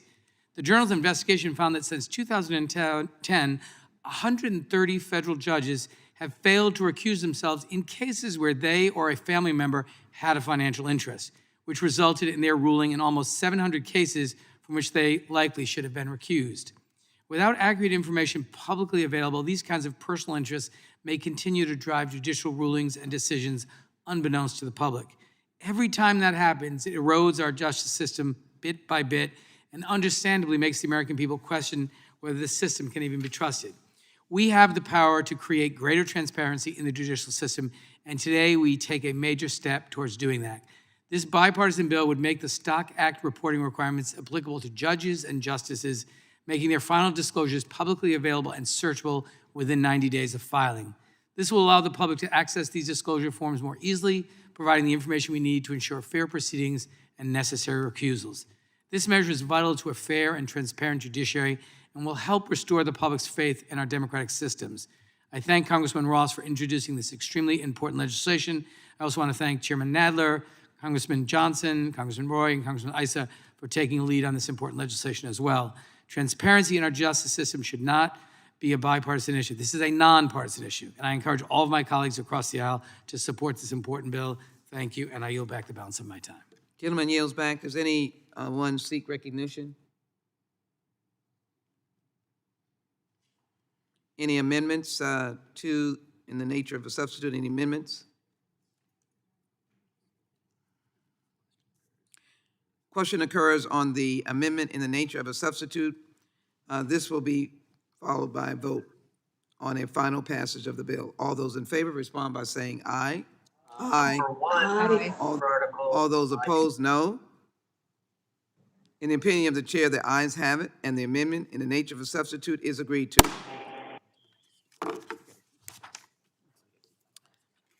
A reporting quorum, a vote on reporting H.R. 5720, the Courthouse Ethics and Transparency Act, a reporting quorum being present. The question is on the motion to report the bill H.R. 5720 as amended favorably to the House. Those in favor respond by saying aye. Aye. Aye. Those opposed, no. The ayes have it, and the bill is ordered reported favorably. Members will have 2 days to submit views without objection. The bill will be reported as a single amendment in the nature of a substitute incorporating all adopted amendments, and staff is authorized to make technical and conforming changes. We're now going to consider 2 codification bills en bloc. Pursuant to notice, I call up H.R. 5961 to make revisions in Title V, United States Code as necessary to keep the title current and to make technical amendments to improve the United States Code, and H.R. 5982 to make revisions in Title 51, United States Code as necessary to keep the title current and to make technical amendments to improve the United States Code. For purposes of markup and without objection, I move that the committee report en bloc the bills favorably to the House. The clerk will report the bills. H.R. 5961 to make revisions in Title V, United States Code as necessary to keep the title current and to make technical amendments to improve the United States Code. Without objection, the bills are considered as read and open for amendment at any point. I'll begin by recognizing myself for an opening statement. Over the course of this year, the Judiciary Committee has passed several bills developed by the Office of Law Revision Counsel to update and recognize the United States Code, which contains all of the general and permanent laws of the United States. This work ensures that our federal laws are accessible both to the government officials who work to fairly administer them and to the private citizens who seek the benefits or relief the laws provide them. We are grateful for all of the painstaking work that the expert attorneys at the OLRC have put in to draft this legislation while maintaining impartiality as the legislative policy. To date, 25 of the Code's 54 titles have been enacted into positive law, which means that the text of these titles is itself the law, while the remaining titles are non-positive, meaning that they organize federal statutes for users' convenience but do not themselves have the force of law. Today, we're taking up two bills that represent recent efforts by OLRC to keep positive law titles in the code up to date. Because the positive law titles are the law itself, they must be amended as by law, then Congress passes new statutes that belong within the titles because of their subject matter. The first bill, H.R. 5961, introduced by the gentleman from Colorado, Mr. Neguse, would make revisions to Title V of the Code, which relates to the government organization and employees, to account for three important government accountability laws that were adopted in the 1970s, the Federal Advisory Committee Act, the Inspector General Act, and the Ethics in Government Act. Since these laws were adopted after Title V became positive law, OLRC has placed them in an appendix to Title V, which made citation to them awkward and confusing. In H.R. 5961 eliminates this appendix by creating three new chapters for these three laws within the body of Title V itself. The second bill, H.R. 5982, introduced by the gentlewoman from Minnesota, Ms. Fishbach, would make revisions in Title 51 of the Code, which covers national and commercial space programs. Since it was created as a positive law title in 2010, Congress has adopted several important reforms to the subject matter of Title 51. Some of these new laws were placed into the non-positive Title 42, covering public health and welfare, while OLRC located others in notes to Title 51. H.R. 5982 incorporates these recent statutes into the body of the Title 51 itself. I want to make it very clear, like the other codifications bills we have considered, the statutory changes made by these bills are purely technical. They do not change the meaning or effect of the existing laws. They are simply part of an ongoing effort to maintain the code as an authoritative, accurate, and accessible source of federal law. I want to thank Mr. Neguse and Ms. Fishbach for introducing this legislation. I urge all members to support the bills. I now recognize the distinguished ranking member of the Judiciary Committee, the gentleman from Ohio, Mr. Jordan, for his opening statement. Thank you, Madam Chair. We appreciate the OLRC as well and support these two bills that make technical changes. Yield back. The gentleman yields back. Without objection, all other opening statements will be included in the record. Are there any amendments? With that, reporting quorum being present, the question is now on reporting the bills en bloc favorably to the House. Those in favor respond by saying aye. Aye. Aye.